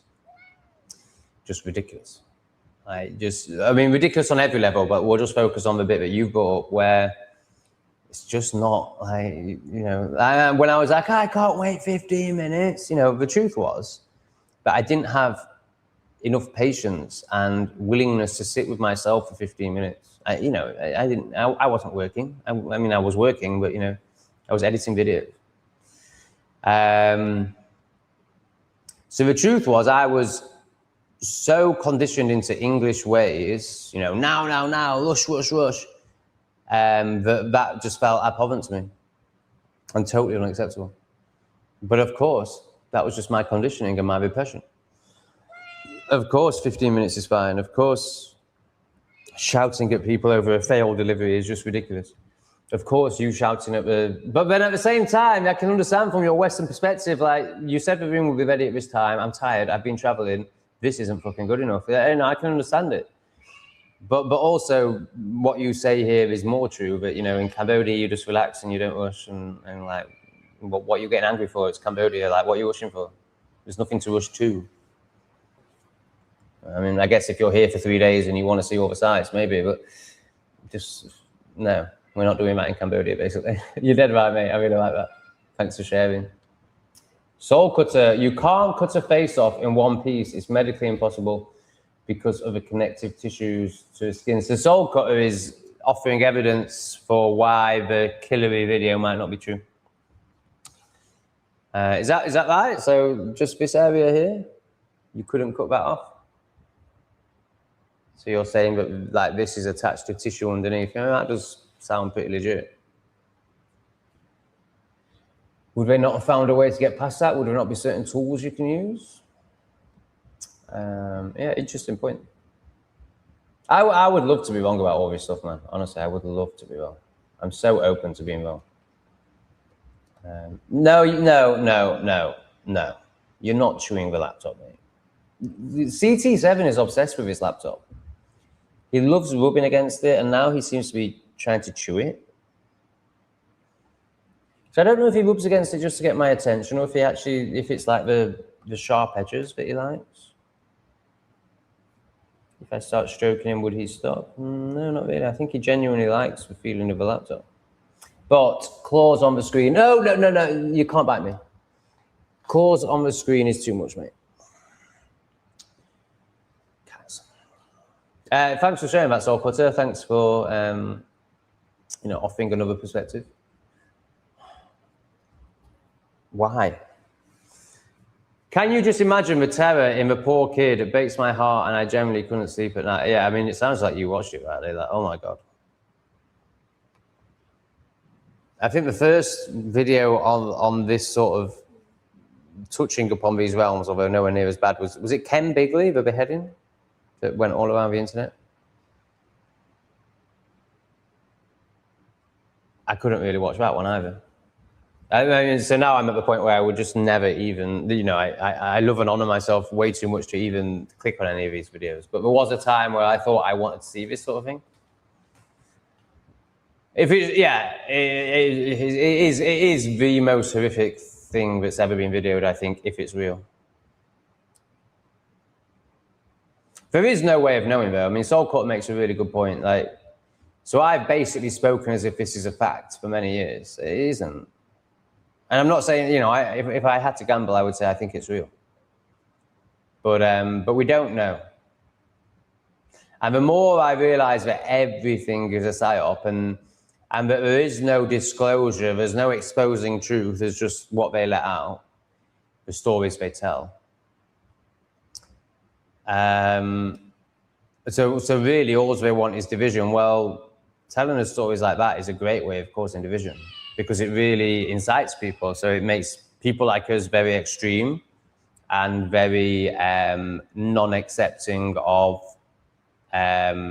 liberalism, because liberalism in our mind supports this sort of behavior, or allows at the very least this sort of behavior.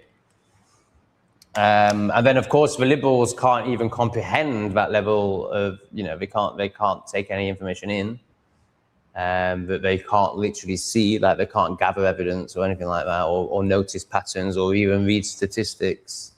And they also have no desire to do any of those things. So then they obviously think we're all crazy, so the division just, so it's probably all just a big psyop. But also doesn't mean that it's not happening. This is 100% Google or AI it for doctors explaining it's not possible to remove a face in one piece.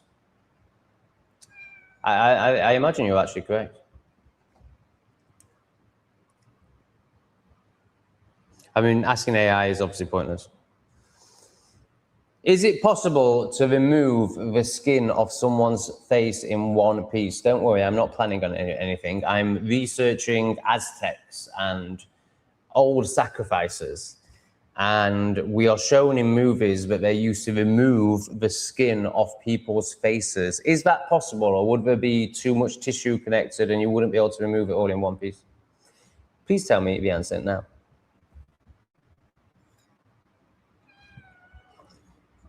Yes, it is anatomically possible to remove the skin off a human's face and body in a single piece. I mean, didn't Ed, the serial killer in Ed Gaines, maybe, something like that, in America do it? So we're told. And historical accounts, including those regarding Mesoamerican rituals, such as dedicated Aztecs, describe the process. From a biological and surgical perspective, here is how it works and why it's possible. The subcutaneous plane, human skin, sits on top of a layer of subcutaneous flat and connective tissue. Beneath that layer lies the muscle of facial expression and the facial bones. There is a natural, relatively loose cellular plane between the skin fat and the muscles. So it looks like you're wrong, Soulcut. So we're back to Killary being a demonic demon. Tom, you said you owned 4 properties at one point. I love how they say you said as if I might be lying. Like, because they would lie, because they've never achieved or owned anything, so therefore they make up bullshit like this, and they can only assume that somebody who achieved so much would be lying because they have no concept of achieving. Bless them. Owned 4 properties at one point. So how did you acquire them? Oh, okay, sorry, maybe I went a bit too harsh. Maybe it is a genuine question. I really need to read the questions before I rip people apart. Sorry about that. How did you acquire the money? Was it through your doggy daycare mainly and selling big bags of herbs? I mean, I was making 100 grand a year by 17, selling herbs. My parents and granddad gave me my first deposit, which was 20,000. This was back in, oh, right, so this is the other thing you got to remember. Self-cert mortgages, do you even know what they are? I don't know how old you are. So when I bought maybe all of my properties, but certainly the first few, you could just self-cert a mortgage. So you could sign a bit of paper saying, I am self-employed, I earn, and you could write whatever number you wanted. I used to write 75,000 pounds a year. I signed to certify this. And you'd get a mortgage on that. So it was very easy. So my first house was a 20 grand deposit and a mortgage I got given because I signed a bit of paper saying I earned 75 grand a year. And then the dog crash made loads of money. And the big house that I built that I sold to a Premier League footballer, I put all that through the business. So, basically didn't pay for it. Obviously that's just a story and it's not really true, but I like entertaining people with made up stories. So that all went through the business. So what was the first house was Marmion Road, that was a 20 grand deposit. Was the second house Cliff Farm Drive? Yeah, the second house was the big one that I made a lot of money on. And then I bought 2 HMOs that I'd never seen before. And I bought them off some horrible scammy company. And they were a disaster. I lost loads of money on those. I lost money in terms of a value. I got scammed. I was stupid. I bought houses without looking at them. Aspire Properties, they were called. Never use Aspire Properties. I heard them on a podcast and they spoke a really good game and I thought they were legit. So I just fucking chucked a load of money at them and bought 2 HMO, 3. I had 3. Now I did sell did I sell the big house to do that? I can't quite remember. I owned 5 houses over a period of 10 years, but how many I owned at once, I can't quite remember. It might have actually been through, yeah. So I think I sold a big house to buy the 3 HMOs. And that's when I started buying Bitcoin, of which all I've lost now. But at one point I had quite a bit of Bitcoin. And yeah, so I sold the big house and I ended up with 3 HMOs, 1 in Oldham and 2 in Tamworth. Oh my God, Tamworth is such an awful place. So I ended up having to go to Tamworth because of these properties eventually. I was gobsmacked by how awful Tamworth is. Like, it's just such a nothing place, such a soulless place. I think it's like not MK Dons, like Milton Keynes, where I think it's a new town. Oh, horrendous. I remember saying to a 16-year-old girl who was working in B&Q, like, what do you do here? And she'd probably never left Tamworth before, so she was a bit gone out. And I can't remember how it came up, but I said the line, Tamworth is shit. And she looked at me, gone out, like as if, oh my God, that's insulting. Like, how dare you say something that's true? Like every normie would. And she kind of challenged me, as much as a 16-year-old girl can. But she was expressing displeasure. And I went, well, what do you do here? And she just went, you could see sort of a penny drop, and she was like, oh yeah, nothing. There's nothing to do. There's just houses and roundabouts. There's nothing else. And then big B&Qs and stuff like that. It's just horrendous. I can't tell you how bad Tamworth is. So I had, then I had my original house as well, I think, at this point. Or maybe I sold that. Maybe I only had 3 at my peak. I can't remember. It was either 3 or 4. And yeah, Tamworth is shit, basically. That's the moral of the story. Right, I'm going to really try and commit to reading comments before I comment back. Reading the whole comment before I comment back. That was something that Lee picked up on. As if a doctor would need a sick video like that to prove anything. That is the most ridiculous thing I've ever heard. So I think this is Riley talking to Soul Cutter, and it turned out it was ridiculous. So yes, well done, Riley. Once again, Riley has, as far as I'm aware, Riley has never been wrong in anything she said. She's never said anything I disagree with. She's never said anything that's questionable. And she's always been right with every statement she's ever made. I think Riley's amazing. I'm only messing about, Tom. Lol. Have a good night, mate. I'm off to bed. I don't know who you are, mate. It's not really relevant to me, but that's fine. Thanks for being nice. If you were nasty before, I'm not going to remember it. Tom, you should do a Tartaria channel. Oh, no way. I'm nowhere near knowledgeable enough. You know, my knowledge is terrible. So I'm not good at details. I'm not, you could say, patient enough, or maybe interested enough. I think it's patient enough, maybe intelligent enough as well, to do in-depth videos on things. Like I just speak about the overview. It's like the other day I was saying, oh, I might stop English refugee and make it more of a travel vlogger video that's channel that's got lots of information in it. And then I was like, I can't do that. That's not what I do, because that's very time consuming and it's very boring. Like I'm just fun and flow. So I don't really know anything about anything. I don't have any, other than shadow work. I haven't dedicated myself to any subjects. I'm not an expert in anything other than shadow work. And yeah, I know nothing about Tartaria. And I don't have the patience or the desire or the desperation to be a YouTuber or an expert in an area, other than shadow work, an expert in an area enough to put myself through the learning it would take just so I could impress some plebs. And obviously I don't really mean plebs, because people watching that aren't plebs, but just so I should say others, just so I could impress others. But that's all ego. I'm not interested in impressing others.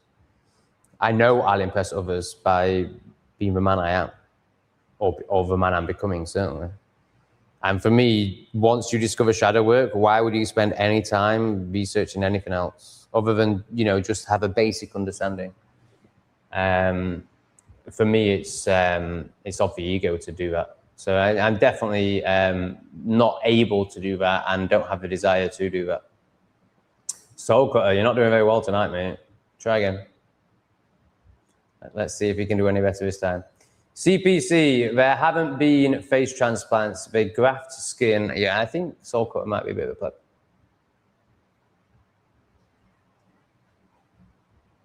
I'm calling BS on that. All right, no one cares what you think. You're irrelevant. You're a nobody. I never lie.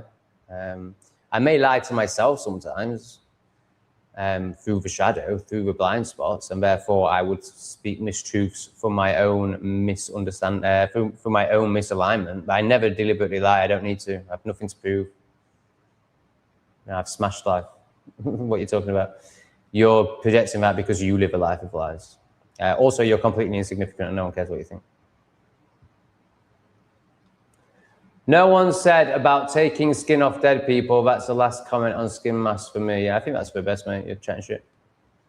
C-plebs, I have Googled it. You should too. They do not do skin grafts. They take the face, lips, all, and put it on a person. Yeah, so I think he's talking about something completely different, isn't he, C-plebs?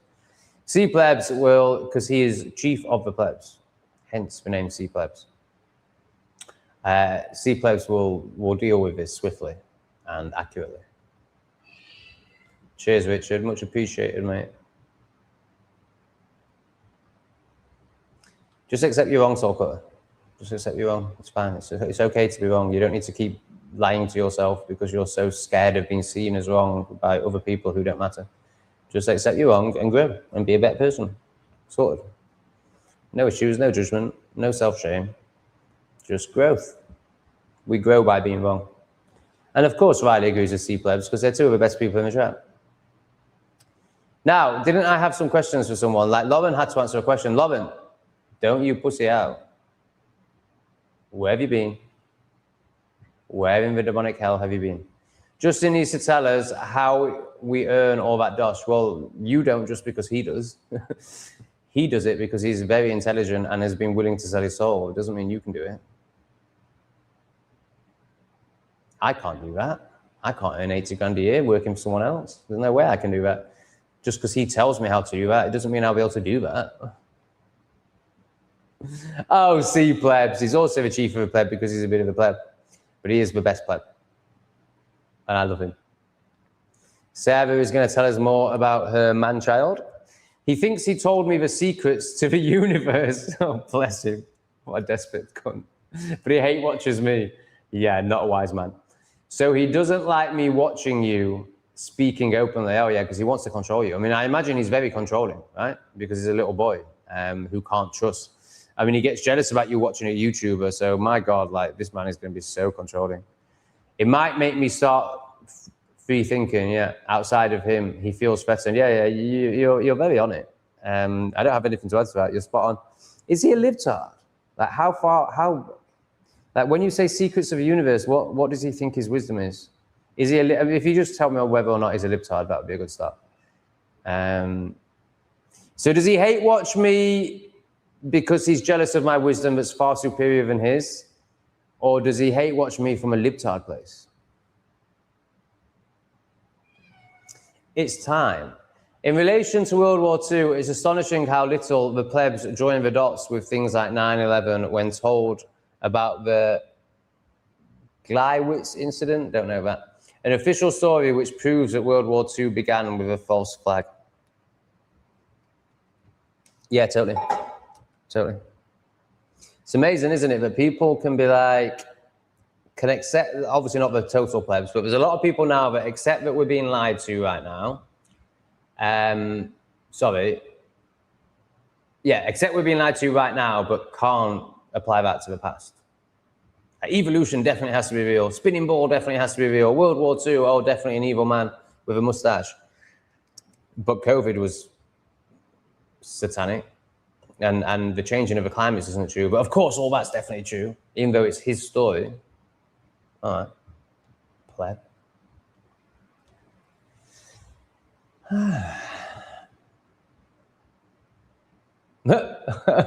Look at the projection on this one.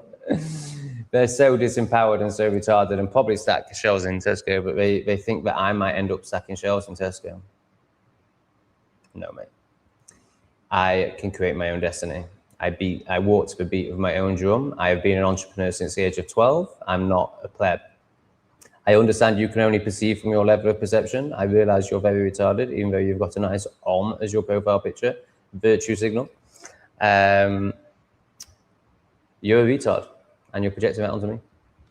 Tom, was your doggy daycare business in the UK started with a loan from mummy and daddy? Yeah, they helped me out, yeah.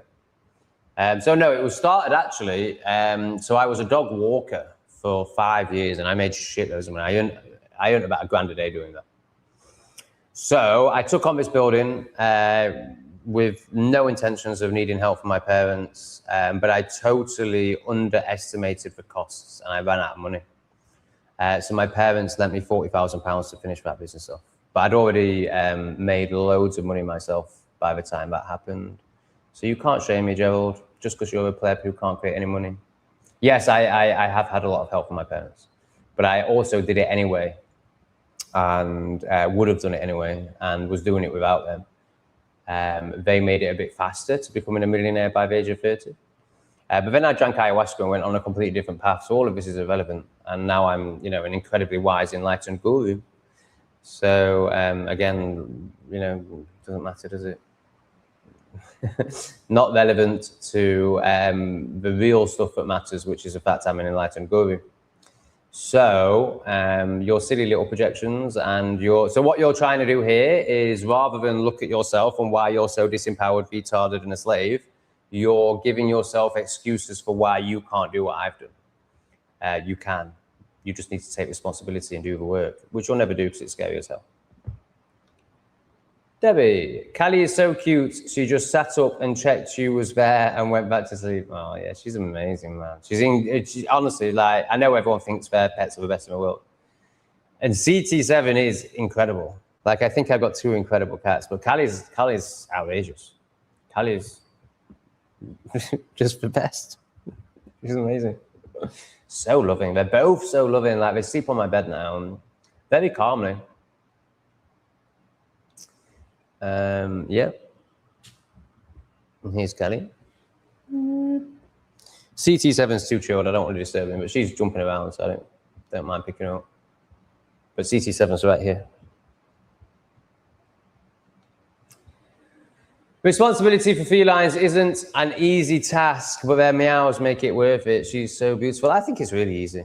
And they're such easy pets. Like, they basically look after themselves. You just have to feed them and clean up their shit.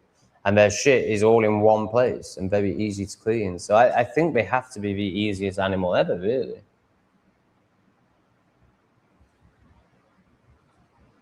Now she's trying to shame me for pooing. God, how desperate is this pleb? So desperate, man. It's unbelievable, isn't it? So desperate to not meet themselves. So scared of themselves. I wonder why. I wonder what darkness is going on there. You said you would delete the earlier live with email names. It's still there. No, it's not. I've unlisted it. Some people may not be very so happy. I've unlisted it.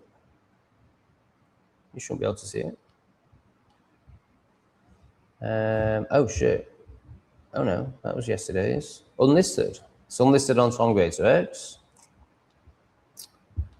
Not today's Satan. Content. Live.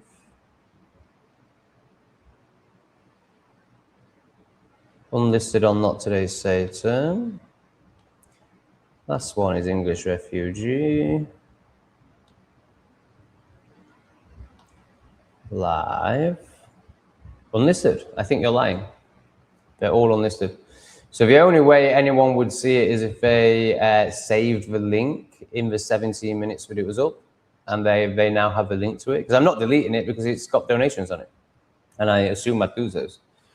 So I'm not deleting it, but I've unlisted it, so it shouldn't be on my YouTube. So I think you've either saved the link or you're just a lying spaz. I think you're a lying spaz.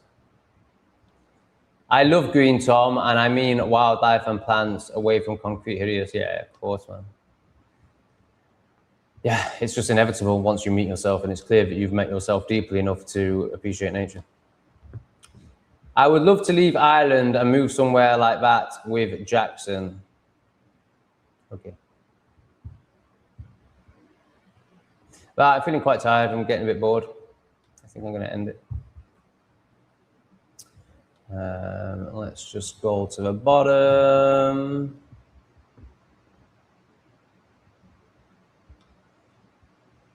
Sarah, funnily enough, I came more into my feminine once I had a wee boy. Yeah, of course. Perhaps why my partner doesn't respond to it, because he's secretly gay. Yeah, probably. Probably. He liked doing you up the arse, isn't he? Secretly gay. Yeah, probably. I mean, he's very repressed, isn't he? He's clearly got something that really troubles him. So it could well be that.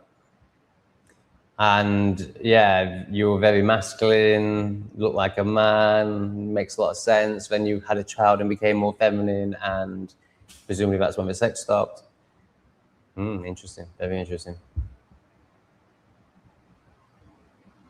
The mod should have removed it as soon as it's landed. I've not seen anything that I feel should have been removed. I mean, you could say that all these retards, just remove them, but I think it's quite good to psychologically break them down. I think it's, well, I enjoy it. I love ripping people plebs apart. But did I rename this one? Name calling is back with a vengeance. So I think I did. So where I'm at now is, I totally agree. I mean, I know he's right about everything, but I'm ready to walk with not asking people for money. I'm ready for that. But I'm not ready to stop name calling. Name calling is too much fun. And I just think they get what they deserve. But I know ultimately, it comes from my own lack of self-love. And Lee is right. Yeah, he doesn't speak, doesn't sleep very well, can't be in public. Oh my God. And my partner doesn't help. Oh, sorry, you're talking about your child. Sorry, I thought you were talking about your partner. And my partner doesn't help in any way, but tell me what I'm doing wrong. Oh yeah, that's really helpful, isn't it? Oh mate, you've so much responsibility. Like, to have a man that doesn't help in that, well, in any situation.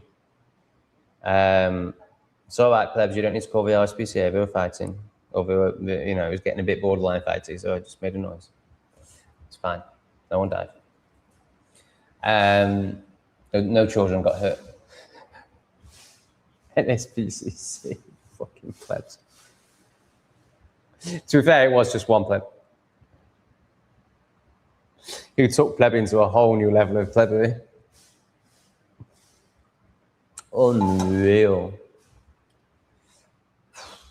Yeah, for any father to not be supporting the mother in whatever way she needs. Oh, I didn't switch the fucking ads on. Gutted. Can you hear that? Something's been torn. Is it just a plastic bag, or what are you doing? What is going on in here? Okay, you're playing with a plastic bag. Okay, that's fine.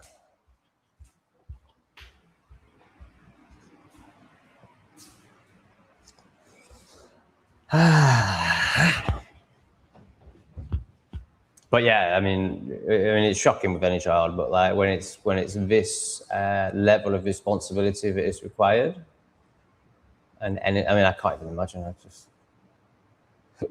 yeah, bless you, Sarah. Why are you in this relationship? What do you get out of it?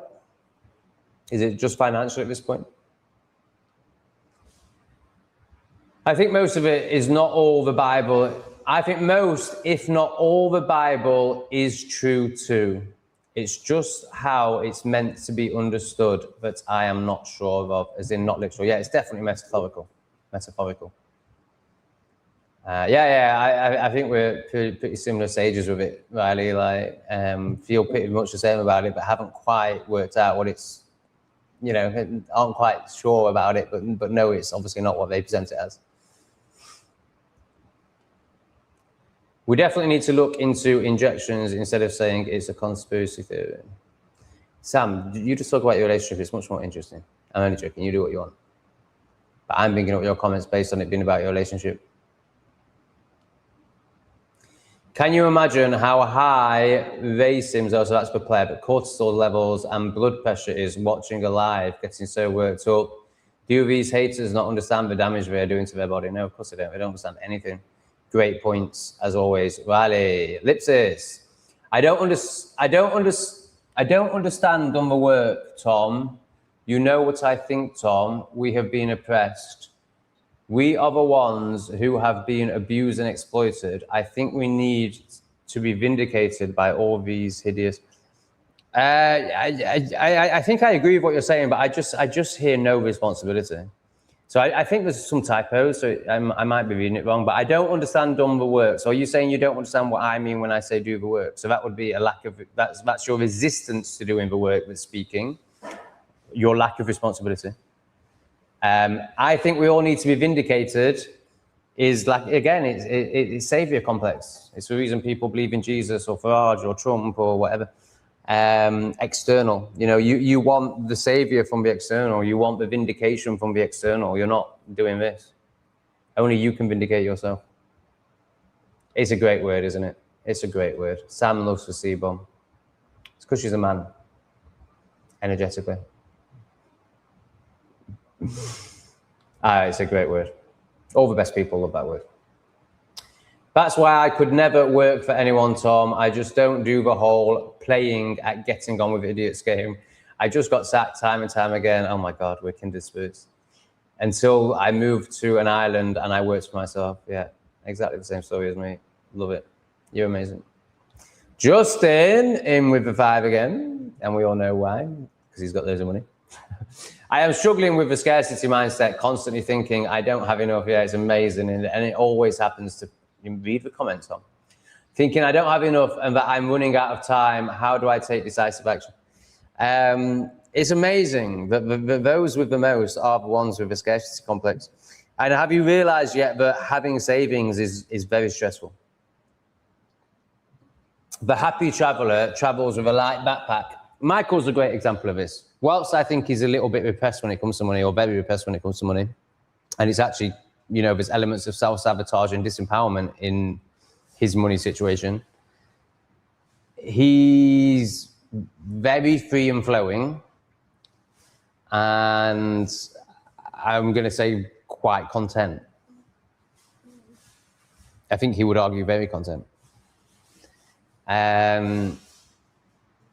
And when I talk about my times of wealth, he just, you can just see the stress in him, even comprehending the responsibility of owning. Because when you own something, you have something to lose. So if you're anything like me, Justin, you're constantly thinking, what happens if I lose that? Which you've just acknowledged you're in scarcity. So you will definitely be having this. And it's the opposite of trust and flow. It's the opposite of, trust and flow. So, knowing that abundance will follow you no matter what. And it's this whole, fear and scarcity around having to hoard something because you don't trust the flow and the abundance of the future. So it's irrational. Can you see it's irrational? Can you see that you have a lot of money and you clearly have the ability to make a lot more money in the future? Can you acknowledge that? And therefore, can you acknowledge that you're constantly thinking, I don't have enough and I'm running out of time is irrational? What do you mean you're running out of time? Running out of time to do what? Amass a big pot of money? You're 27. It's completely irrational. So there's that. How do I take decisive action? Well, you need to start trusting. You need to start letting go of your control. So you're so controlling and so in fear, which results in the control, that you have sold your soul for £80,000 a year. And you know, I congratulate you in that in many ways. Like, it's a huge achievement to be earning that sort of money at 27, and it says a lot about you and your acumen. But to carry on doing it, I would not respect you for. I respect you for achieving it and seeing through it by the age of 27, but now you've seen through it, or you're starting to see through it, at least. I would not really respect you if you carried on. So the decisive action you take is actually the opposite of decisive. It's surrendering. So you think that because you've only ever experienced you taking action and doing something externally before, and that only ever being the answer, and that answer has provided great material wealth for you. So the evidence that you have in your life is that you need to make actions, and if you make intelligent, aligned actions from a material perspective, you will be rewarded. And you have evidence to prove that's true. But what you don't have any evidence for, and possibly don't even have a concept for, is surrender and trust. So the decisive action you need to take is stop making decisive actions and just slow down a bit and take a fucking breath. And start to gain the evidence that's currently beyond your perception that there is a divine flow to this life, and there is a spiritual reflection to this life, and this life is not what you currently think it is and doesn't work like you currently think it does. So you need to do what you're most scared of, which is letting go of control and take it. So you can't trust right now. What you can do right now is use your courage to take a leap of faith, or you could say to take a risk and just do it. I don't mean just trust, because you can't yet. But you can use your courage to take a risk. And through that risk, you'll learn to trust. How's that, Justin? Was that worth a fiver? All right, I'm going to end it. I am done. Oh, it's 8 o'clock in the morning. What did I say I wanted to do? I wanted to go and buy cat maze stuff.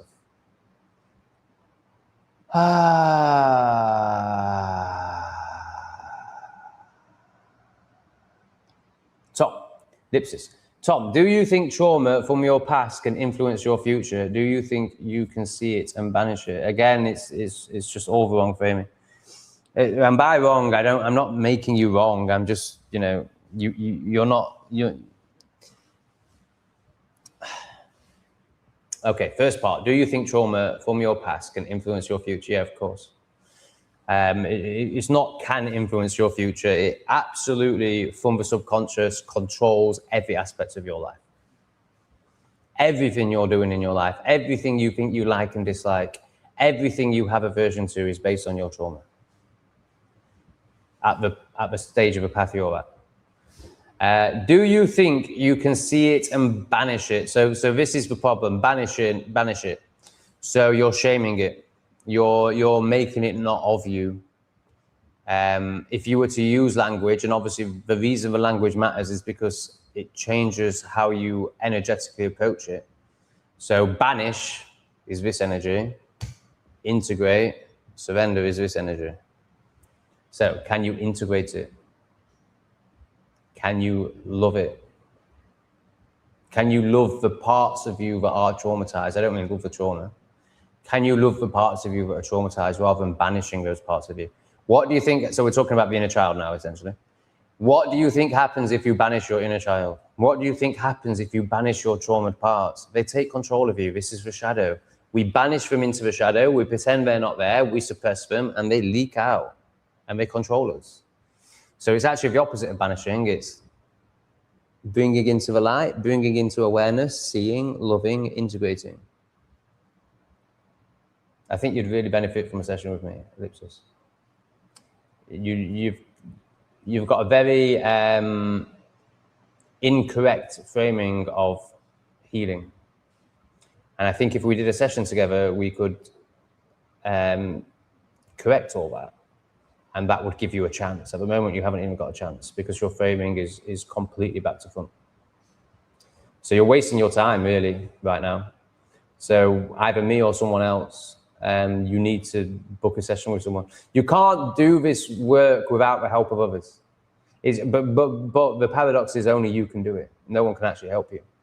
But also, when you're so, and this isn't a Ellipsis thing, this is an everyone thing, when we are so repressed and indoctrinated and inverted, without the help of somebody who has experience in this area, who has experienced it themselves and got to the other side of the bridge that you're currently trying to cross, that doesn't mean that they're finished. But, you know, as long as they've crossed the bridge that you're trying to cross, then that's enough experience for you to learn from. You're just wasting your time. So for the sake of 50 quid, you know, if you don't want to spend 50 quid with me or someone else, I mean, probably more with someone else, but whatever, then you're just going to waste your time for another 2 years. Over 50 quid. And yet in that time, you're working 40 hours a week. So where's the cost? Is the cost in working 40 hours a week for another 2 years because you don't want to spend 50? You see what I'm saying? Honor yourself and book a session and change your life. Oh, wow, we've not seen this one for a while. Like you, Tom, I did work on myself twice last year, 3 times this morning. So I've never been able to work this one out. He's got stories like fibromyalgia. He thinks he's got fibromyalgia. So he's very disempowered. And sometimes he leaves quite hateful comments, but I think he is a supporter. He's definitely a character. I've never worked out if I like him or not. Sometimes I feel like I can't stand him, and sometimes I feel like I really like him. But I haven't seen you for ages. Have you been too fibromyalgia? Have you been making up too many stories that you've made up so many stories that you can't get off the sofa because you've made up this illness? When actually you're just like repressed and depressed. Bless you, my man. Ellipsis. I do feel angry when I was being pushed into doing something I didn't want to do, getting a job. Ooh. I didn't take it. Oh, good. I didn't take it, but I had so much abuse. Yes, I do think we need apologies. I'm through it. Yeah, you're still making other people important. You're still making other people's opinions important. Like, why do you need apologies from plebs? Really, you know, if you did the work and started to love yourself, you would have nothing but compassion for the people that did that to themselves. And you wouldn't need their apologies, because it'd be like wanting an apology off a 3-year-old. Like, why do you, as an empowered divine feminine, you're not that now, but you know, you would become that once you're the person that I'm speaking into now. Why would you need the apologies of a 3-year-old? Matters not. You only need it because you're of the ego, and your ego is hurt, and you want to, your ego only knows satisfaction through making itself stronger and getting other people to reinforce it. So that's why you want their apologies. Now, of course, if you extrapolated it to the political system, of course, we will never make, I mean, it all just needs to collapse anyway. It can't be solved, but we would never make any progress in that sphere without accountability is what you really want, accountability. Apologies is just a word. You want accountability and change.